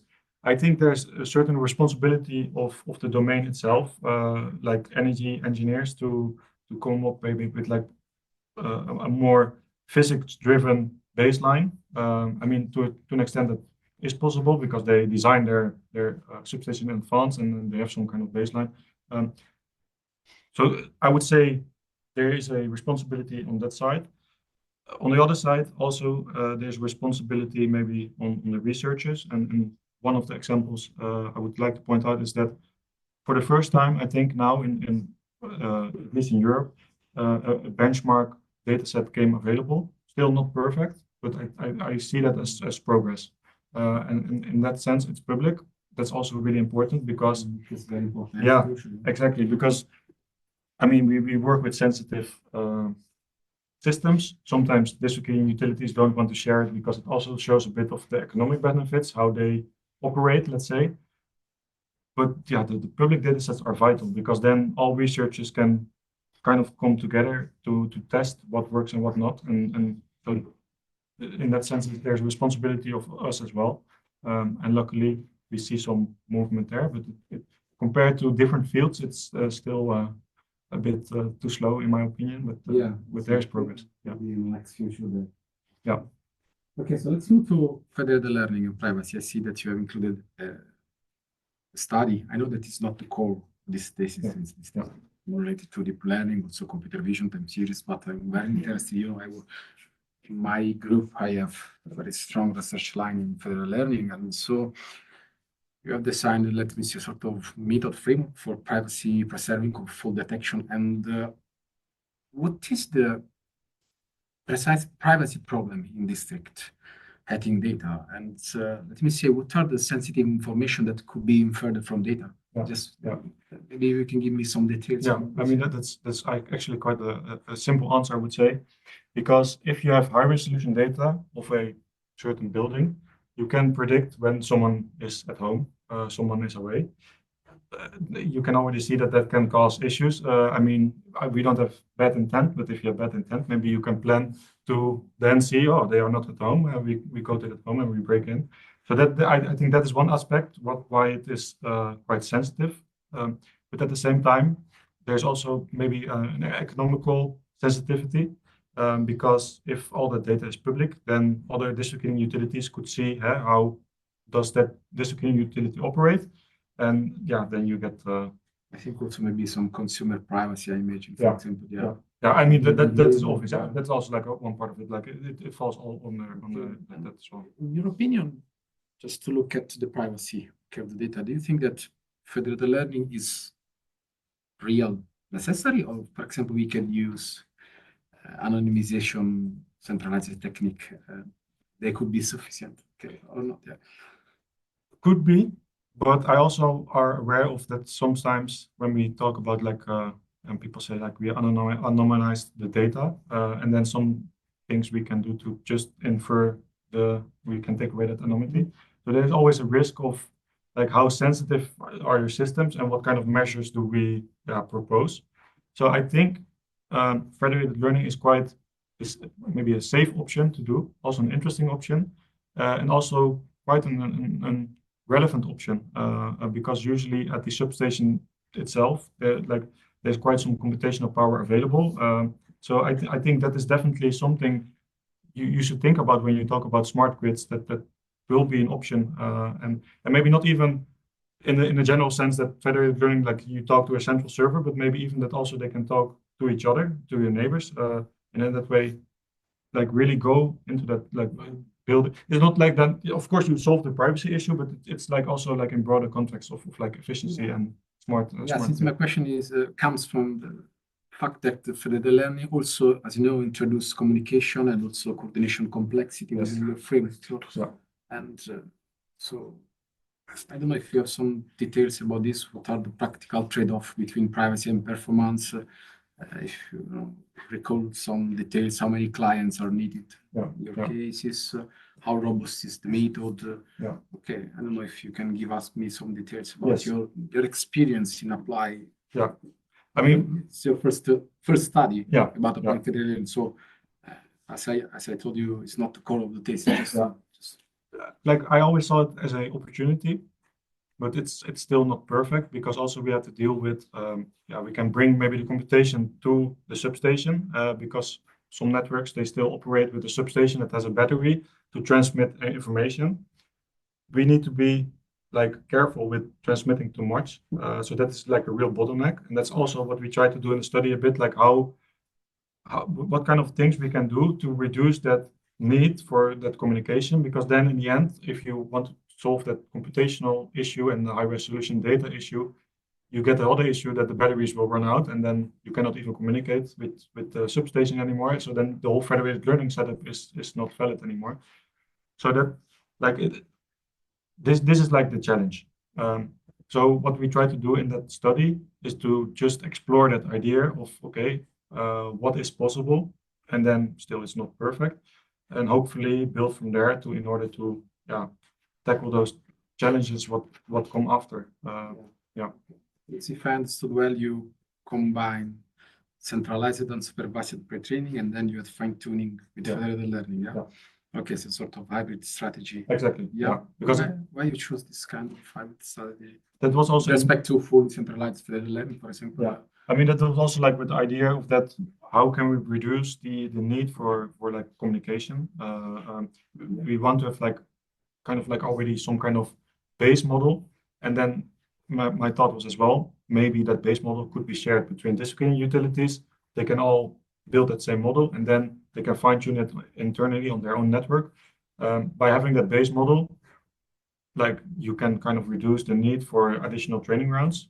So that was a bit the idea. Yeah. Yeah. Okay. No, thank you.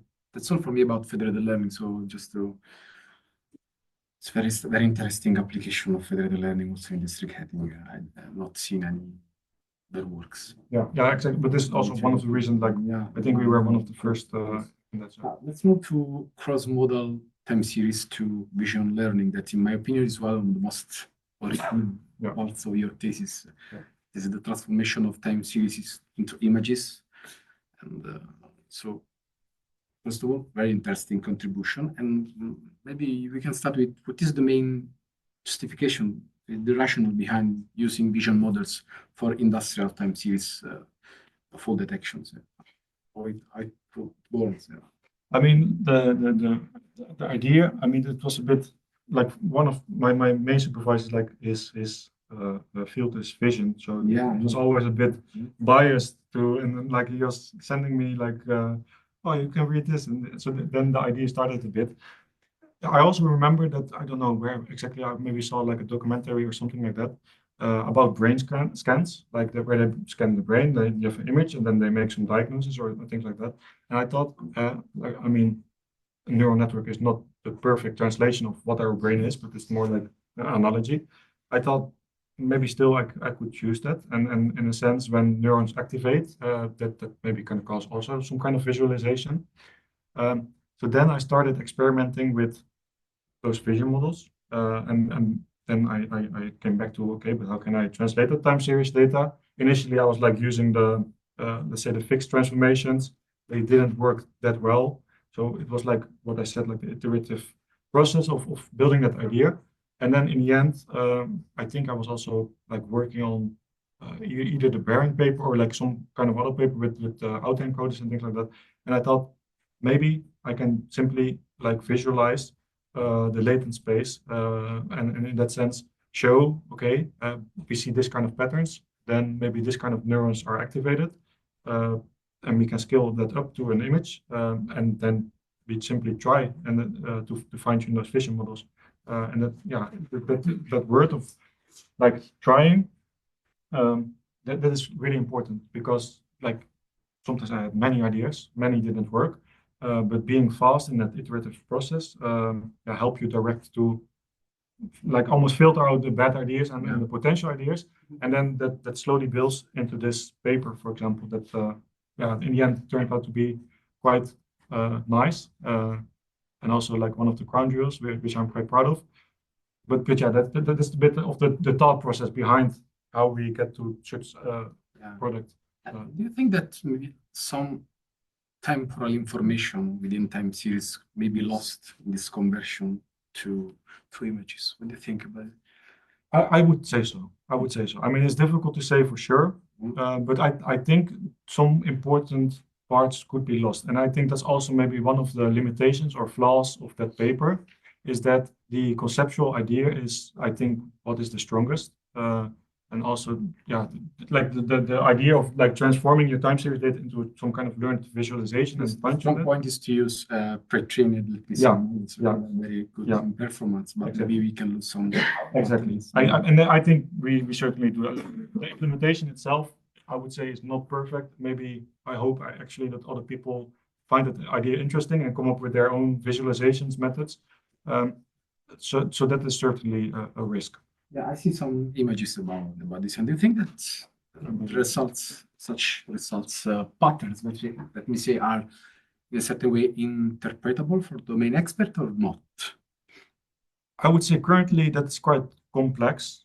I mean, sometimes it could be the case, but that is certainly something you could work to, because in essence, they are also not like really natural images in the sense that how humans perceive the world around us. So currently that is, I would say a limitation. But it would be nice if like maybe slowly working towards that, where you have images and then it would be like almost like a support, and then instantly you could see. But I wanted to highlight one thing related to that, because we also tried to visualize when we have two types of signals. So, for example, the supply temperature and return temperature, and simply have a line diagram where we almost can create shapes. This is a bit more interpretable because, but it is field dependent, because in district heating, when faults happen, those patterns are quite chaotic. But in terms of the learned representation, I would say currently that is a limitation. Thank you for your reply. Let's move. I have a question about 𝐶hENs. Okay, methods. 𝐶hENs. So I see that these methods, by reading it in the thesis, addresses a streaming consensus embedding for time series. Okay, and the question is how this contribution fit within the thesis, and 𝐶hENs is a general time series method, or has been designed and developed specifically for district heating monitoring? I would say it's more a general method. Even I also think so. Even because here as well, what is strong about this paper is the conceptual idea of like implicitly encoding locations within like the coordinate system you learned. I believe that can also be even to discrete data, like in a general sense. So the conceptual idea of just encoding that data into their locations and update it incrementally, I think that's quite applicable. So it's not only in terms of district heating, and the reason why we came to it is it's kind of like a follow-up from the heat paper, because we were like working on clustering, but at the same time I was also working like on the visualizations and like in the latent space. I thought maybe there are more possibilities in latent space. So like in essence, then that kind of connected together. And then I remember like quite clearly how that idea came to happen. I was seeing like a video on deep learning or whatever, like how the models learn like with gradient descent. And I thought maybe we can have some kind of similar idea, but then in the clustering sense. And initially we focused on consensus embedding, so that you can almost converge to a stable representation. But I think even for future work that's definitely a good idea. That can even be in a streaming sense, that you don't have to converge. So it's quite a broad idea, I would say. And maybe that's also one of the reasons why information fusion really like that. So yeah, it's more general. Okay, thank you. I also agree with this kind of vision. And at the beginning of your presentation, you say that there could be large fleets of substations. Okay, so in my opinion, scalability is one of the most important fact to monitor. And based on your experience, what are the main, let me say, computational bottlenecks in your methods in general? Okay, if you have identified some specific computational bottlenecks. Okay. Yes. Or maybe you can also give us some details about if there are some methods that scales best, for example. Actually, like since I had one of maybe the biggest issues in terms of scalability, because also here the implementation, I would say, I mean, it's a good implementation, but it's not perfect.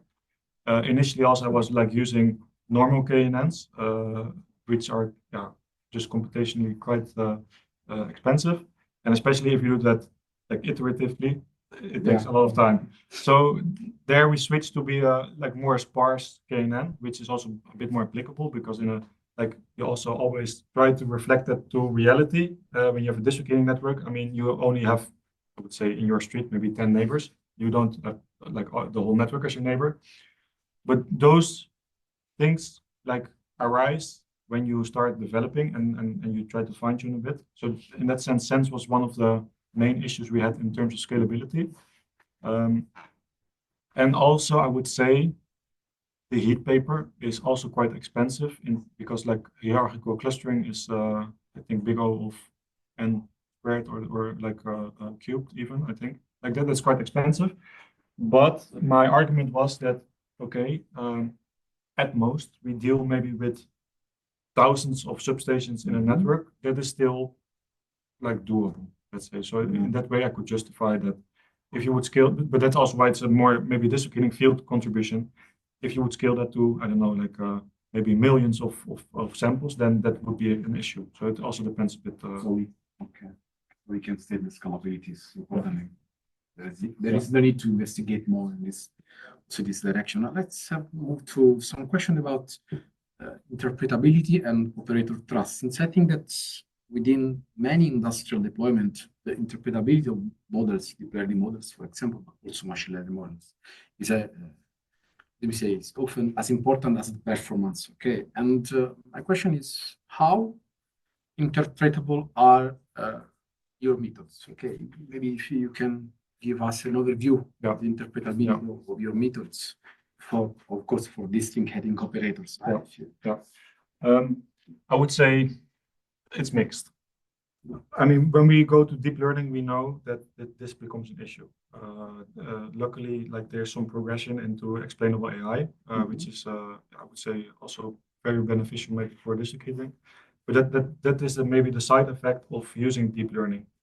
Like we can have models or like deep learning methods which work really good, but the explainability can be a bit risky, especially when you talk about the physical systems. And also depends on country to country, what are the regulations. Maybe some countries have like really strict regulations where you need to explain what has happened and how you came to that conclusion. So in that sense, some of the deep learning methods should be avoided there. It's just a limitation. But that's also why we have other papers, for example, the heat paper, where the learning process, or at least the conclusions, become quite explainable. And that's why I like heat a lot. That paper, it's like quite interpretable. Even like when I was showing the picture, I don't have the dendrogram here, but that are methods also to justify how did you come to that conclusion. So there's always a balance, and also depending on what the utility wants. So yeah, that is a risk assessment you should take in advance. In this context, since you have an extensive experience in the industry, you spend a lot of time within the industry, and the question is, it's a more broader question, since we are going to conclude. How do you integrate the proposed method in an operator workflow? If there are, let me say, a specific method that you think it is quite ready to be integrated within an operator workflow. About the methods you have designed and also developed. Actually, then this is the perfect slide, because we got like the request from the Chinese client, how can we access your API and how can we acquire the software, and even though it's still quite a proof of concept. So I was like, this is one of the methods which could be instantly used, maybe if it's a bit more developed, because like the science, of course, we make like proof of concepts. So in that sense, you should make more like a production-ready system. But this is a great example. And also, like, we already see some validation from the district utility that they have interest on using it, and we use that. So to come back to that question, the heat paper is like the one I would focus on. Like was that. Okay. So just another question. Your thesis is, we say, at the intersection between machine learning, deep learning, and also energy systems, right? And in your opinion, what does the district heating domain teach us about machine learning that may be relevant beyond this application? Okay, what we can learn from this? I would say, because like, computer scientists, exactly, because that's also how I came as machine learning developers, of methods and design of methods. We can learn from this. I think like what is important is that a domain always brings constraints, and those constraints, like those are of importance because those also like dictate your whole workflow. So to be honest, I came into the energy field quite maybe naive as a computer scientist, quite young. These are the things that you, kind of like get thrown in your face, and that are the things what matter. The constraints of the field, like the real world constraints and the real world relevance. And that's also something what I experienced initially when I was trying to publish, that in academic and most academic, let's say, venues. So sometimes that get like disregarded too. So it was really difficult to compete with academics that have maybe like a perfect data set, MNIST data set. I mean, that's difficult to compete with, even though I believe that science also have to have some kind of relevance to like today. So just to conclude it a bit, the constraints dictate how you work. That's what I've learned so far. Thank you. I have only just a few final questions. Okay, so maybe not so simple, but just to discuss. Looking back to the thesis, which contributions, since you have many contributions, which contribution do you believe will remain the most important 5 years from now, 10 years from now, 2 years from now? That shows you good question. That also can be seen twofold, because there's an academic argument to that, and I would say in a broader sense, not from an academic point of view. Yeah, I mean, like personally, I would choose the publication in information fusion and also in the transaction industrial mathematics, because they also show a bit of creativity and a bit of unconventional methods. So in that sense, but that's maybe more an academic contribution as well. I would say those have hopefully a bigger impact, and hopefully like that snowball that gets larger and larger. But I also know that district heating, like they're quite practical. They see, okay, how can we save the most money today? So they would naturally maybe go a bit to the simpler methods that they can apply now. So still, this is a good example of that. So I'm a bit mixed, but a bit biased to those latest contributions, I would say. Yeah. Okay. And just a final question for you. What is the next scientific step after this PhD? I don't know if I can ask, but sure. Sure.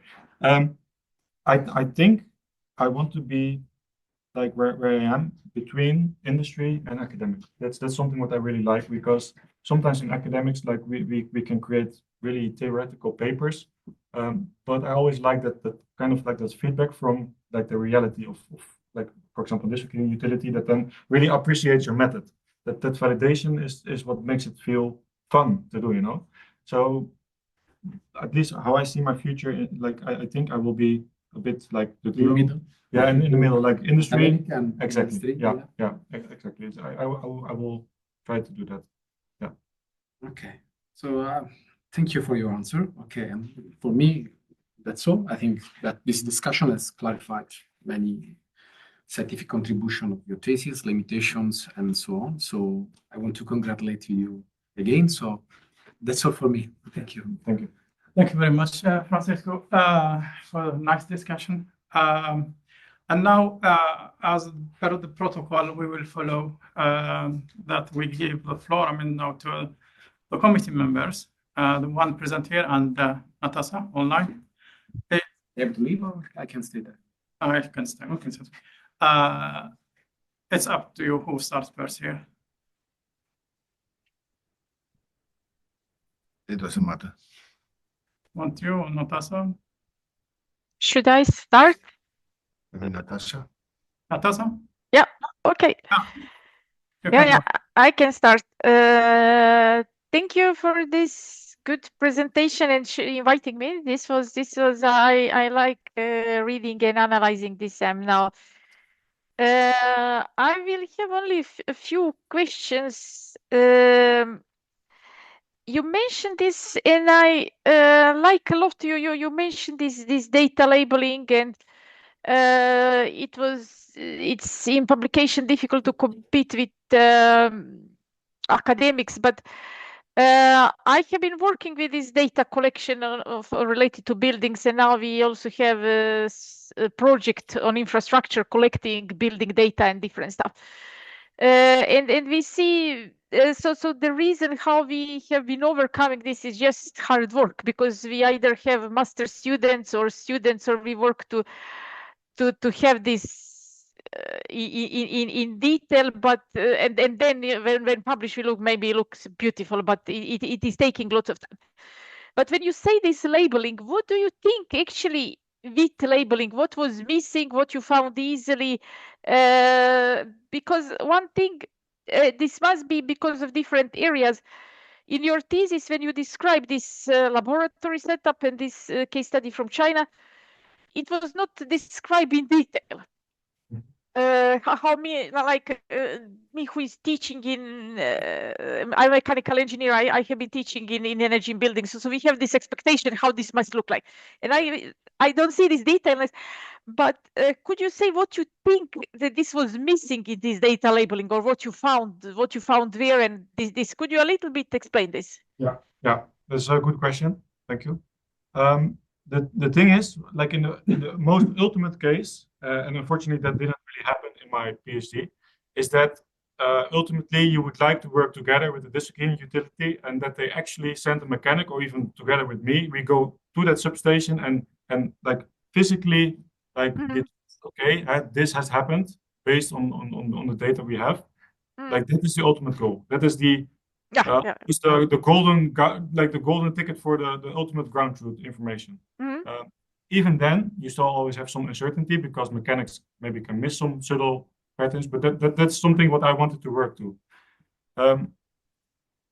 Of course, that's not like happened in my PhD, but that, like, you can also do it a bit, maybe I would call it maybe less secure. That's what I refer to, is to have domain experts look at the data, for example, and assess that, or like have domain expert opinions to that label.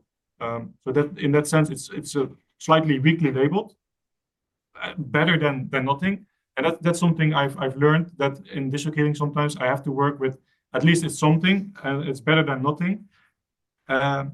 And that also gave the challenge in terms of publication. So I noticed that, for example, the journal, like Energy Journal, is quite keen on, and they are aware of those constraints, but and then you can publish there quite, like, it gets perceived quite positively. But then when you target, I would say, like AI venues, and maybe like even the top AI venues, we submitted, for example, to IAAI, where unfortunately we got like a borderline reject. But there it becomes more a difficult challenge when you have that uncertainty and maybe small data sets and not as broad and many data sets. Like, the competition is there quite severe compared to the energy domain, where they know this is reality. And I share that opinion actually a bit more. So that's a bit what I try to refer to in my thesis. Okay, but this, okay, I understand. Okay, so your issue in data labeling was rather this, when you got data, you did not understand what are possible faults. Exactly. Yeah. Yeah, So but you knew what is temperature, volume, what is valve position, and this stuff. Yes. Yes. Yeah. Okay. Yes. So more this on analysis, and then one thing what you find is contribution of your work. You say more data frequency. You see, or you show, okay, 5 minutes, 10 minutes, hourly, and then you are promoting this approach, doing fault detection on substation, and then inform the main system, or predict faults, or something like this, and then inform the main system. This and you have this criticism on data frequency and so on. But one question, and the thing that I have noticed, like when I was PhD postdoc, I was also dreaming to get more and more data. When I do my PhD, this monitoring was not at all on this level as today. I must tell you, since 2006-07, in last 20 years, this was just exponential amount of data explode related to energy systems.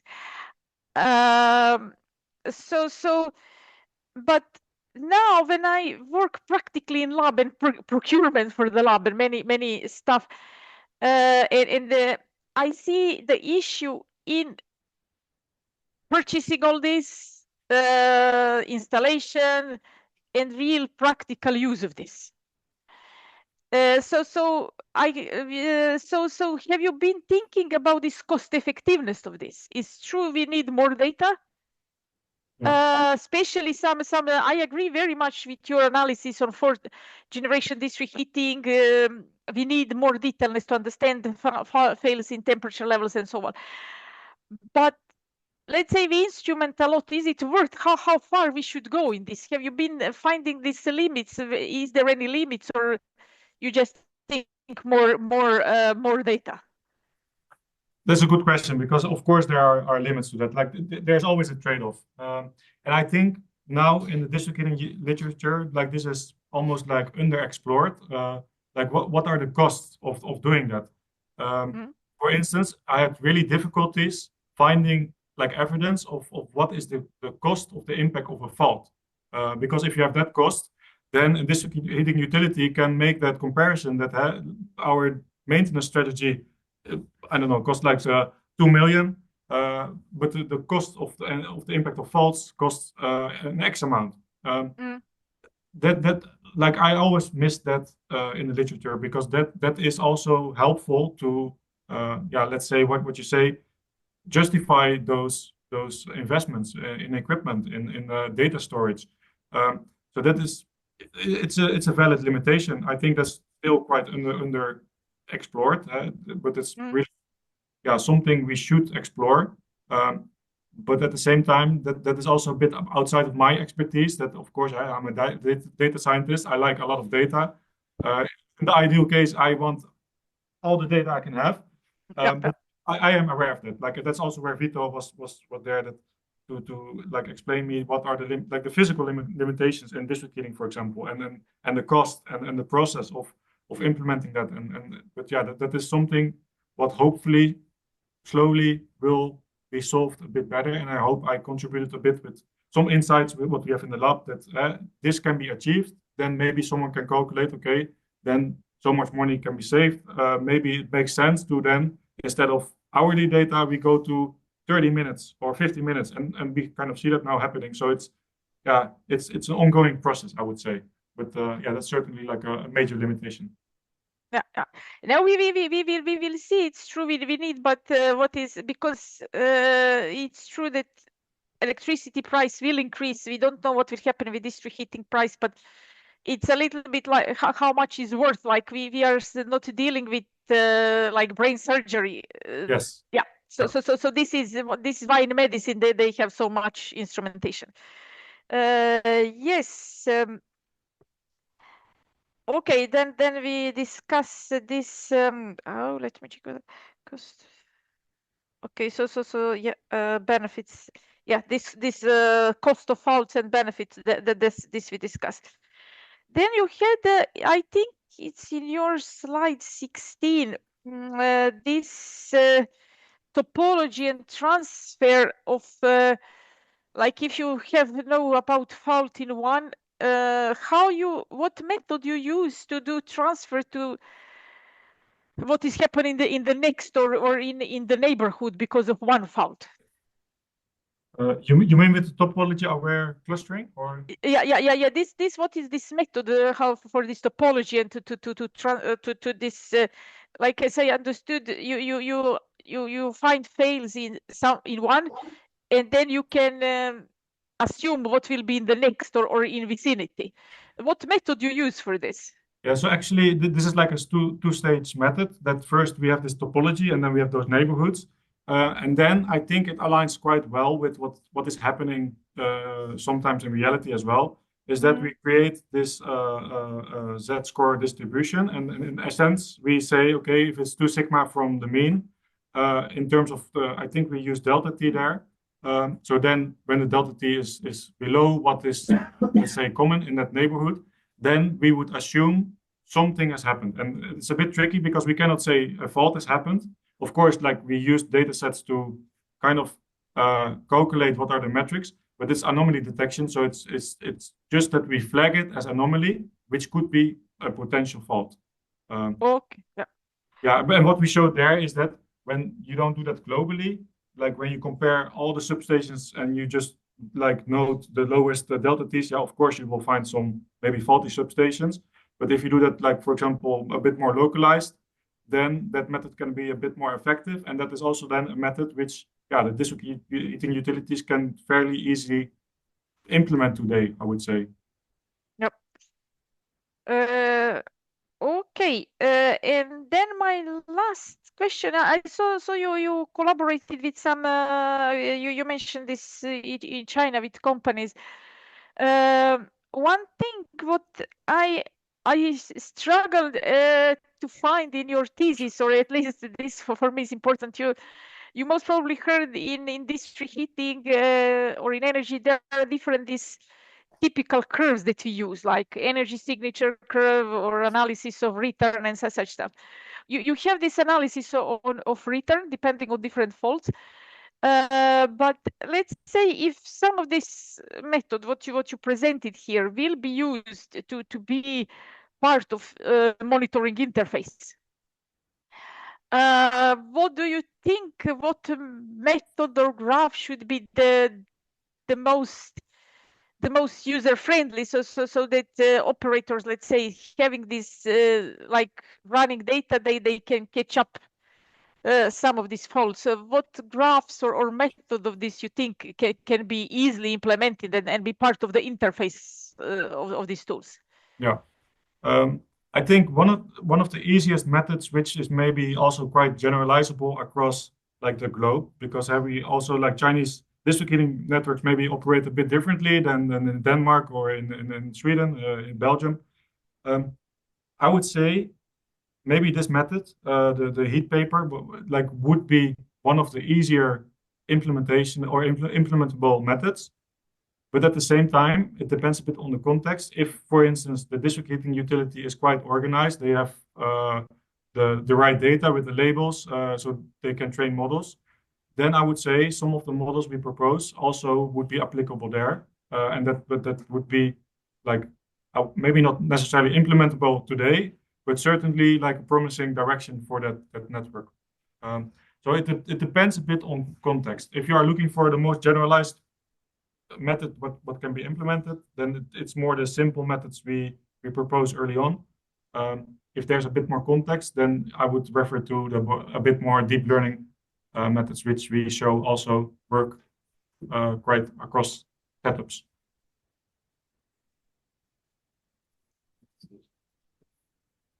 Okay, thank you for your answers. I think I have no more. Yeah, thank you. Thank you very much, Natasa. And now we are back coming to our colleagues here. Yeah, sure. So I can go please. next. Yeah. So thank you very much for the great discussion. Francesco asked so many of my questions, and I now have a lot of clarity. Thank you for that. I want to ask a few structural questions, and one of them, which I can follow up with another question, is about the whole structure of your research and the presentation in the thesis.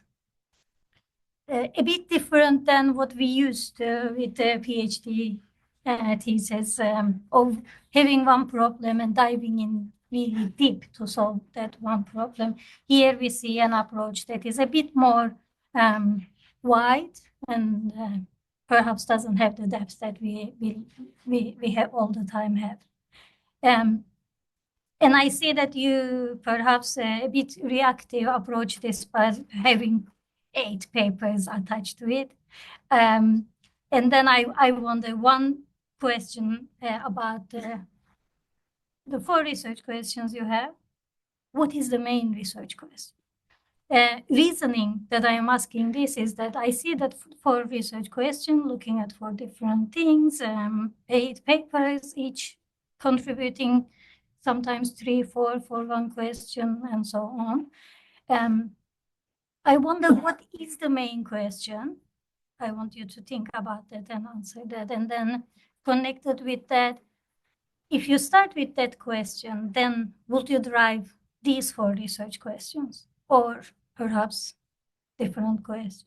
Yeah, good suggestion. Good question.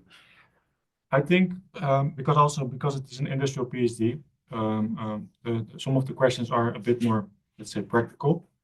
The main question is, and I think that is what the thesis shows, is whether intelligent fault detection and diagnosis is possible in district heating with these constraints. That is almost the core what we try to work to. And then we talk about those, maybe you can call them sub-questions, but I mean, they are still main questions. They all help build that almost that foundation in order to achieve that goal of can we do fault detection? Then, I mean, I always talk about fault detection and diagnosis. That also needs to be seen in a bit of like almost completed steps. You do fault detection, and then we move on to the next step, fault diagnosis. In the future, we even want to go to predictive maintenance. Since this industry is almost so young in terms of digitalization, especially compared to other fields, there was almost, I would call it almost no foundation, let's say, to build up in front. I started my PhD, and there were literally no data sets available. And I'm a data scientist or a computer scientist. If I don't have data, then what I'm going to do. But it also shows, like, really that practical implication, or that the practical severity, which I would say differ from academic. And that was also one of the issues I had initially in terms of publishing. That you have to compete with maybe with academics or like fields which are way more developed. So in that sense, this is why it's a bit more what you say, like in breadth. Even though I would still argue that at times we go right into depth, because I think that would not then be possible to publish in, for example, information fusion or in industrial transactional industrial informatics. So I agree that it has breadth, but at certain points it also has that depth in terms of the papers. But that was the main aim. Can we do fault detection and build that foundation to go in that practical step process of detecting, diagnosing? Then maybe like the corrective measure didn't really come, unfortunately was not really present in my PhD. And then with the future step, even go to predictive maintenance, which is, I think, still quite far ahead for district heating in general. So that would be my answer. Would you agree with the diagnosis that the research questions later followed after the studies, then the studies followed big research questions for you, which is not a unique thing for you? Yeah.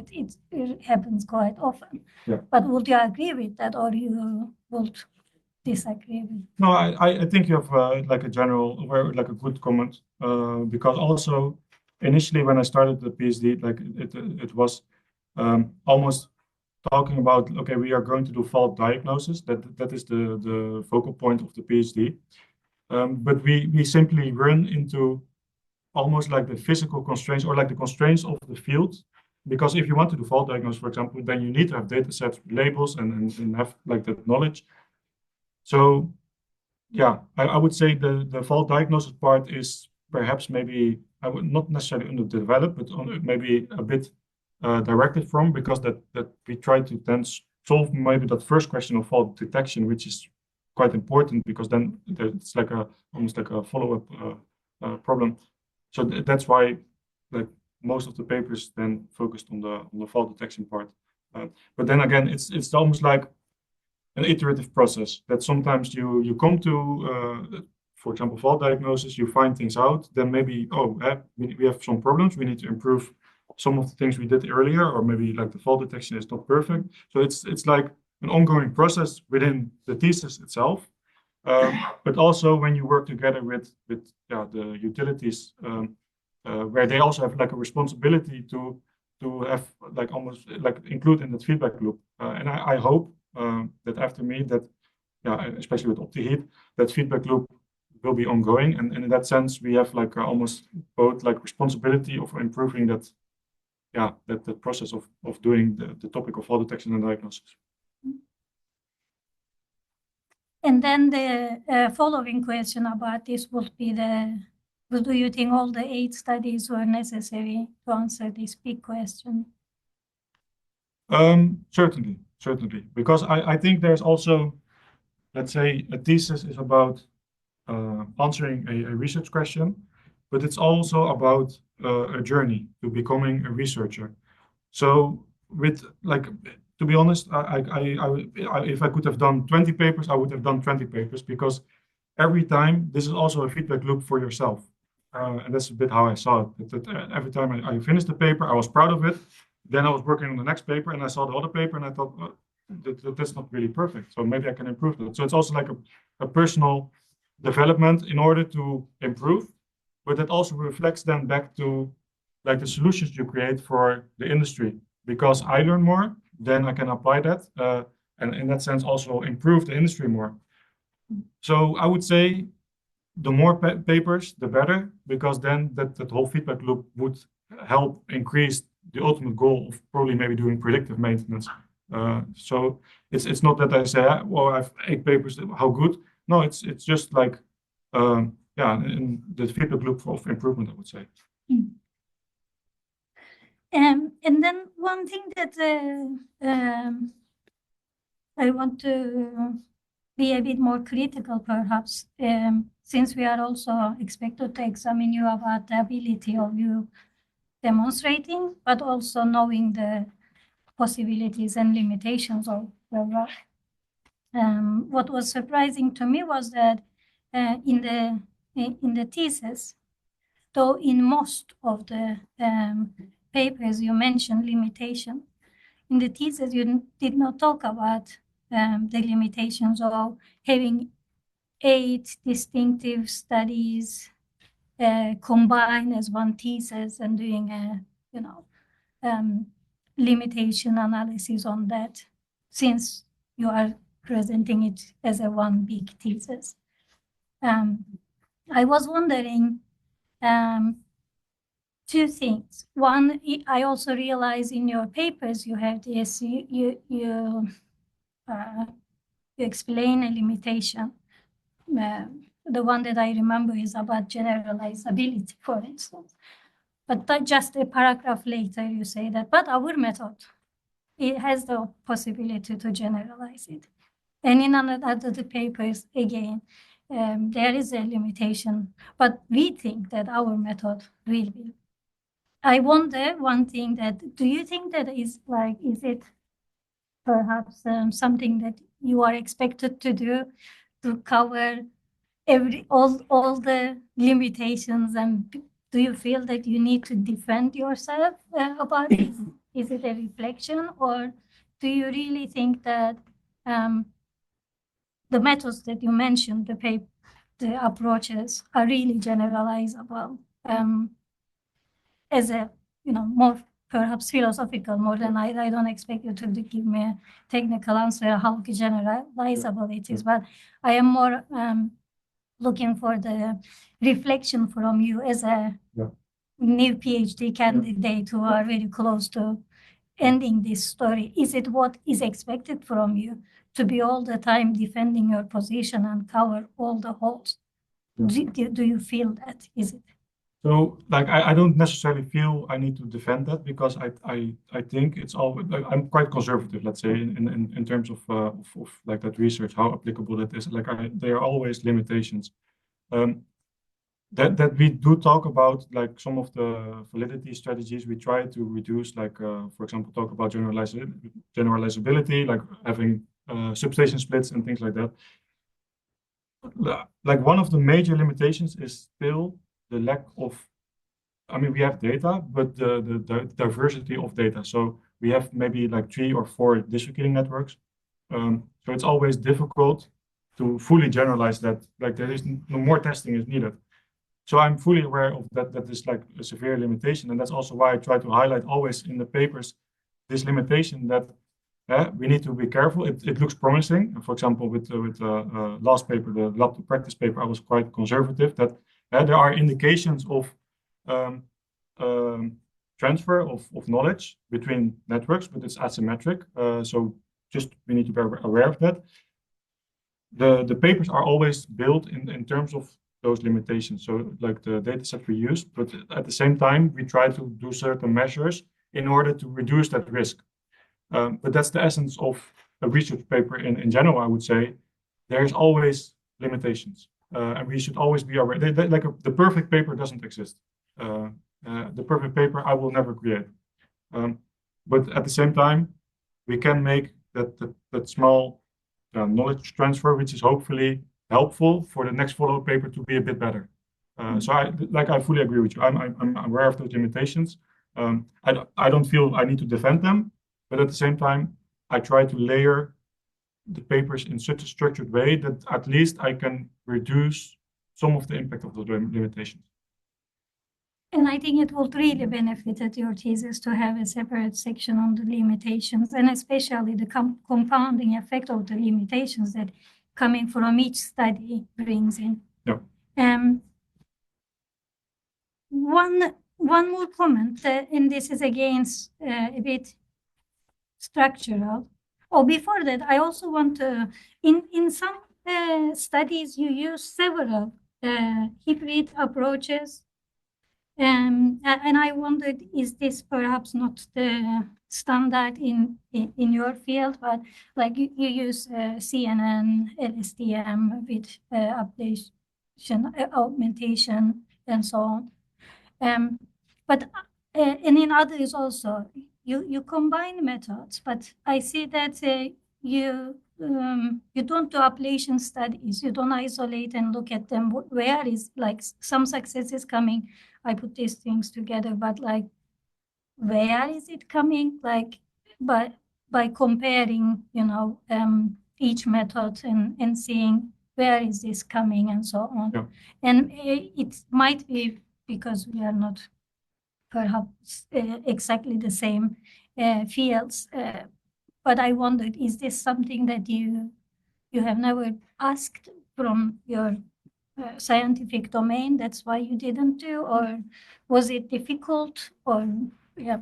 No, this is like a valid point, because we thought about that, and I wanted to point out one of the things we did, an ablation study in, for example, the vision paper, where we tried to dissect what part has the contribution most to the performance. So, for example, we tested the model when we pre-trained it. We tested the model when it's not pre-trained. We tested. I can check. So that is like really helpful, especially when you talk about more experimental methods, to have like the exact part which contributes the most. We do that in the vision paper. Also in the sense paper, we show which components are contributing to our end result. But then when you talk about, for example, CNNs, sometimes that is not necessarily per se needed. Also a bit with like, what is your goal in terms of your paper? So when we apply, for example, CNNs or LSTMs and things like that, we are more interested in building on top of that knowledge what already exists in terms of CNNs, and see whether they work well, because when they work well, we can, for example, deduce that, okay, then fault patterns could be localized. So it's a bit also per paper, what is like our end goal? What do we want to learn from this? And that can be almost like empirical evidence. And then I would suggest that then ablations are not per se needed, could still be useful, but they could maybe distract a bit the main message in that paper. But at times when we propose, for example, the vision paper, it becomes really useful to do that, because then we propose an actual method, which is maybe hopefully applicable to many fields, hopefully.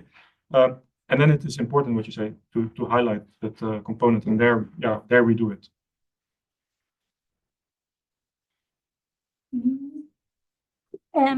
Okay, one last question is again a bit more structural. You had a chapter about results and another chapter about the conclusion and future work, but I couldn't find a chapter where you discussed your findings. So in the results, you simply summarized the 4 questions, the answers to that. You even said that you don't want to repeat what studies did. and you want to integrate it instead. But I find that it was telling what the studies did, and I was looking for this integration of the studies, especially because you mentioned it in the thesis. Yeah. But then at the next chapter, I was like conclusion, and I was a bit like, where is the integration? But I was like, okay, let's see what will happen next. And I just wonder how did you decide it, or did you decide that? Yeah, I mean, there was some strategic thinking behind it, like because we had quite some body of work. So I thought of, okay, I can maybe repeat all the discussions I had in those papers in the kappa itself, in the like where we was expecting that. But at the same time, I thought that would not justify like all of the findings we had. And I would say every paper has its contributions and findings, and that's why I intentionally like maybe made that a bit shorter, just so that the reader goes to the papers and read the papers, because there, like the papers is the core. That is what matters. I see that whole like kappa introduction more as an introduction into the real value. So it's a valid comment. That is totally, I understand that. But that's at least the strategic thinking behind that we did it kind of like intentionally. Thank you very much. Thank you. Okay, my turn. Finally. First of all, I wanted to congratulate the candidate and the supervisory team for the good work that they have developed. We have had a very intense discussion with a lot of interesting questions. The problem with being the last one is that most of the questions have been done. Yeah. Sorry again. I'm sorry for that. I will try not to be too repetitive, but I'm sorry for this. The first question I had was about the evolution of your dissertation. Your dissertation is mostly about false diagnosis, and my team and I are more involved in prognosis now. So do you see there is a natural evolution from your development, from the research toward prognosis and remaining useful life prediction of the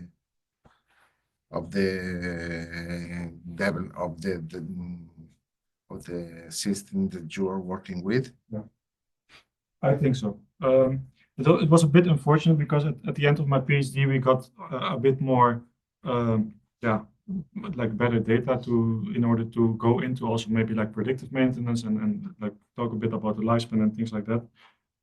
I think this body of work contributes to the potential evolution in going into that. At the same time, I also think that district heating, like as in general, is moving quite slowly in terms of digitalization, that it's also not sometimes ready for doing those, I would maybe call them advanced things, but that's certainly the end goal. So in that sense, I think this thesis does contribute to hopefully, work to that end goal. And that's also what we envisioned as team, that in the end, that maybe with federated learning, you get really smart systems that like you can do predictive maintenance, you can like all those things, but yeah, the field is simply not ready for it yet, I would say. Yeah. Okay, another question was related to the laboratory, to your problems. This can sound a bit repetitive. I will give you a different flavor for the question. The first question is, you have developed a lot of methods in the laboratory, but what do you think is the more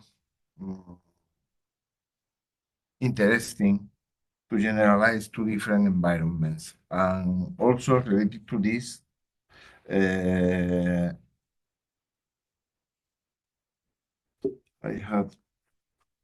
respond me respond me to this because I have lost a little. So Yeah. while you are responding me, I You can mean different environments in terms of like different fields outside of district heating, like in Yeah. I would say because that's like what like right to point out, like there is a mixture between like field contributions which are only specific maybe to district heating, for example with the supply temperatures using for the topology, and then to the more broader sense of what can be applied to different fields. I think the vision paper is a good example of that, where also you see kind of like a different strategy in building that paper.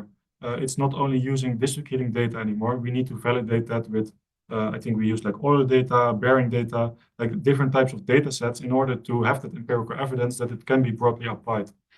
So I would say the vision paper is a candidate which maybe can be helpful for at least other time series domains. And that is like a future work point, I would say, in the vision paper. Similarly, I think the sense paper has the same core thing, which is a bit more broad, also in terms of data sets. It's a bit more broadly tested. Those papers are maybe a bit more academic contribution in terms of the thesis. And this question can seem a bit destructive, but imagine that you have the opportunity to deploy your methods of a big industrial network and were allocated additional resources. Would you prioritize collecting more labels for data, or you will prefer continue researching on these methods and all the methods that are part of the future research that you have stated? I mean, there is the trade-off between spending money in getting more data, safe data, well contrasted data, or developing methods that support the hypothesis that they will behave better than a small amount of data. I think I can answer that question, but it's a bit too biased because I mean I'm a computer science in heart. I would focus on developing the methods. Of course, there's a practical implication that's what I refer to with like the iterative process of having that data collection together with the industry, and then that is one side of it. That is useful if you want to if you want to transition district heating into more efficient grids, let's say. But naturally, I would, and that's also like why I like the vision paper so much, focus on maybe this almost crazy ideas and develop those more, even though maybe the industrial relevance of that becomes less obvious. So that's it's the trade-off. So that I would say the methods I would like to develop a bit more. I am a computer scientist too, but I have worked in a lot of industrial problems, and the fact is that when you face a complicated problem, the theoretical methods behave not so good. In fact, one of the comments I have was related to the future world, because you are talking about future learning, foundational models. Future learning, for example, in theory, you don't need too much patterns to match the sample to learn a new problem, but you need an embedding function that need a lot of label data. So where are you going to take this data to train the embedding model to use with few models, with few data?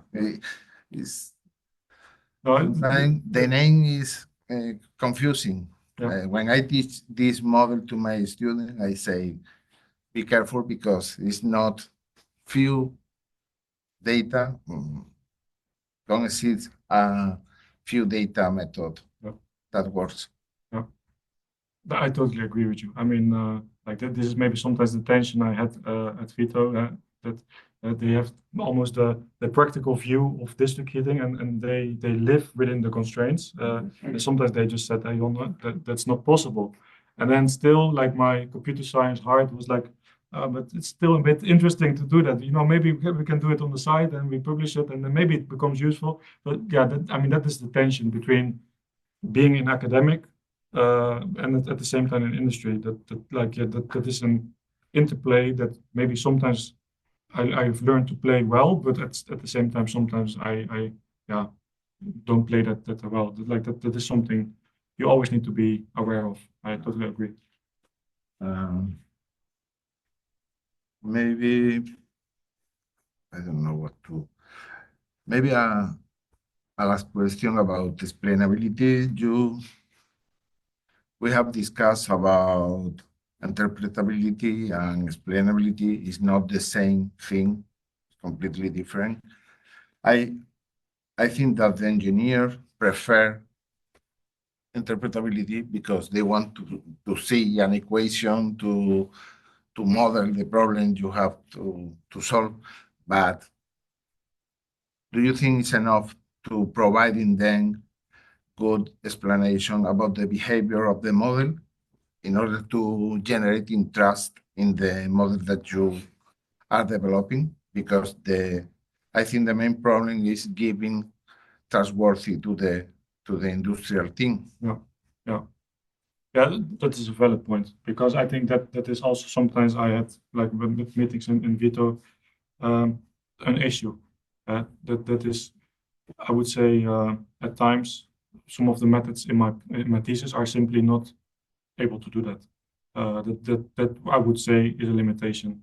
And then again, maybe to your comment that we didn't really have like a general limitation section, but we do mention that, like, for example, in the vision paper, I recall correctly, that is simply a limitation of using that method. So yeah, that is like totally a valid conclusion, I would say. Maybe a good reserve line in the future is working on more generalized explainable method. Yeah.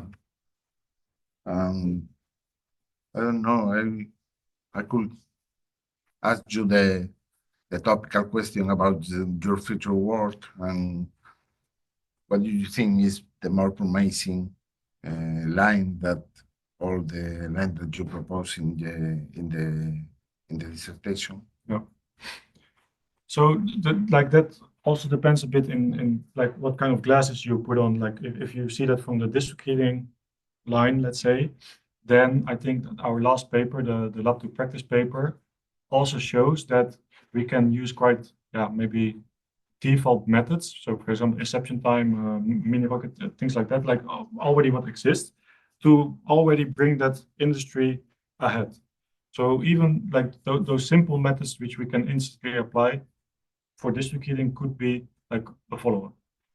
But then again, as computer scientists, you would probably maybe answer that question different, because we are more interested in creating more complex problems to solve.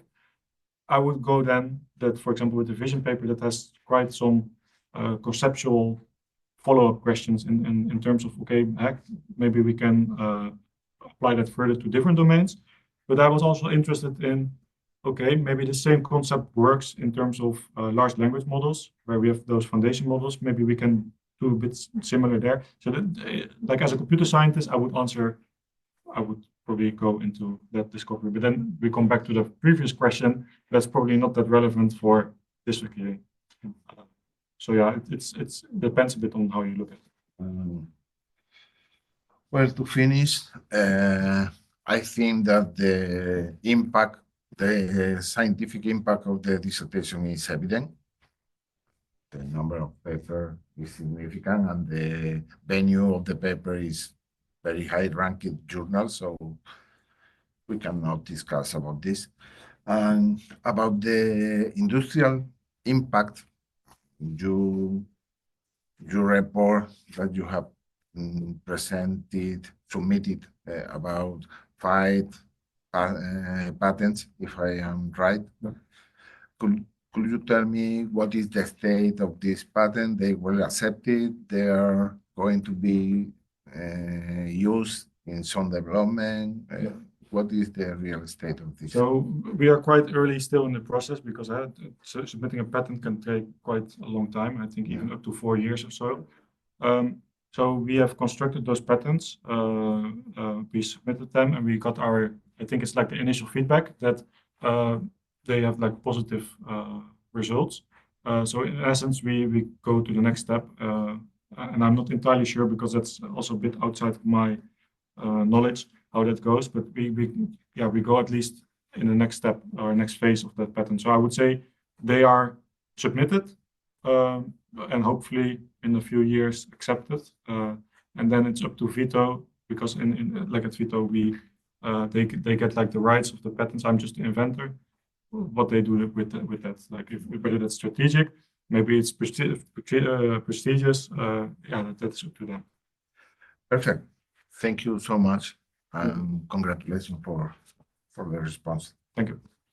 Thank you very much, Sebastian. And now we open the floor to the audience here. If you have any question to Jonne.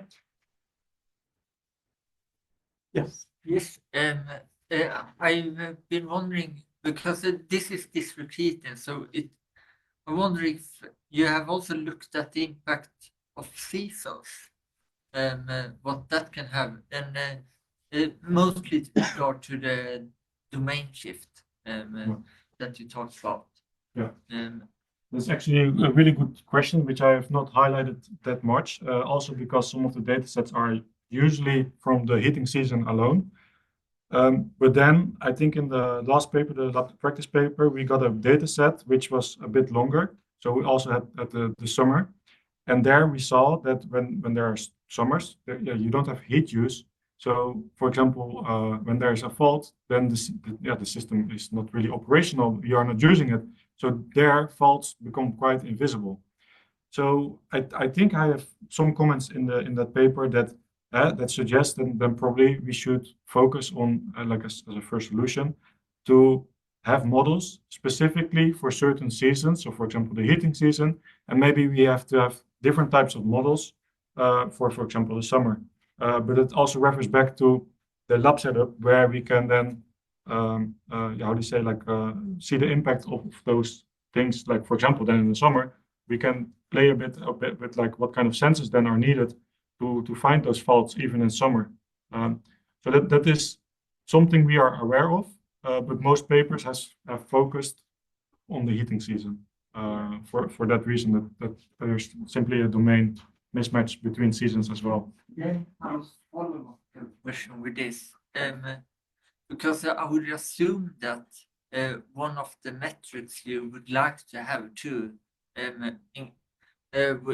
in regards to this is also just the weather information for certain substations. Yes. Is it possible to with at least the slide you have here with a clustering of the positions that you of these district heating substations, is it possible then to maybe use that to infer what type of weather it would be in that area? Not based on this paper, because this is more like a relative topology in terms of the supply temperature space. It's not like the physical space.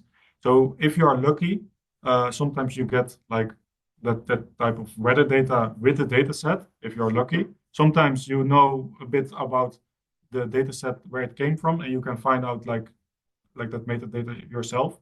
And sometimes it's simply not present.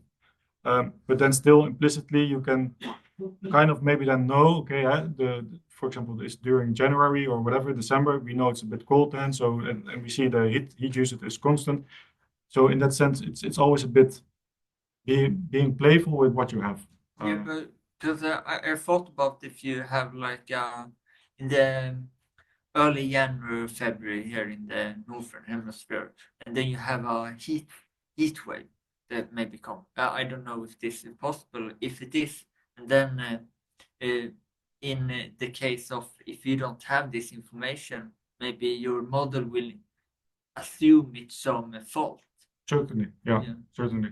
And that's also why I think it's important to have that loop with the district heating utilities, because they are also aware of a potential heat wave. So then, like, it's not that the model says, substation A has a problem, you need to go there. It's more like, and certainly in this stage, a sort kind of like screening method to assist that operator. And that human in the loop is still quite important, I think. So that then you could combat these kind of issues, because those issues happen. It could be all of a sudden a really warm day that may look as an anomaly, but then it was not really a big problem. So that human in the loop, I think that's quite important. That was the questions I had. Okay. Yeah, any more questions? Yeah. Okay, so with that, I will declare this defense to be concluded. And what happens next is that we are going to go to the data corridor. So for the committee, they will sit like in a private room, yeah, to decide. And Natasa, you stay with us, and we will send you like a new Zoom, or you have it already. Yeah, I have it. I will join. Yeah, so just give us a time to move. Yeah, but no problem. Yeah. See you. Yeah, see you then later, and thank you very much. Thank you.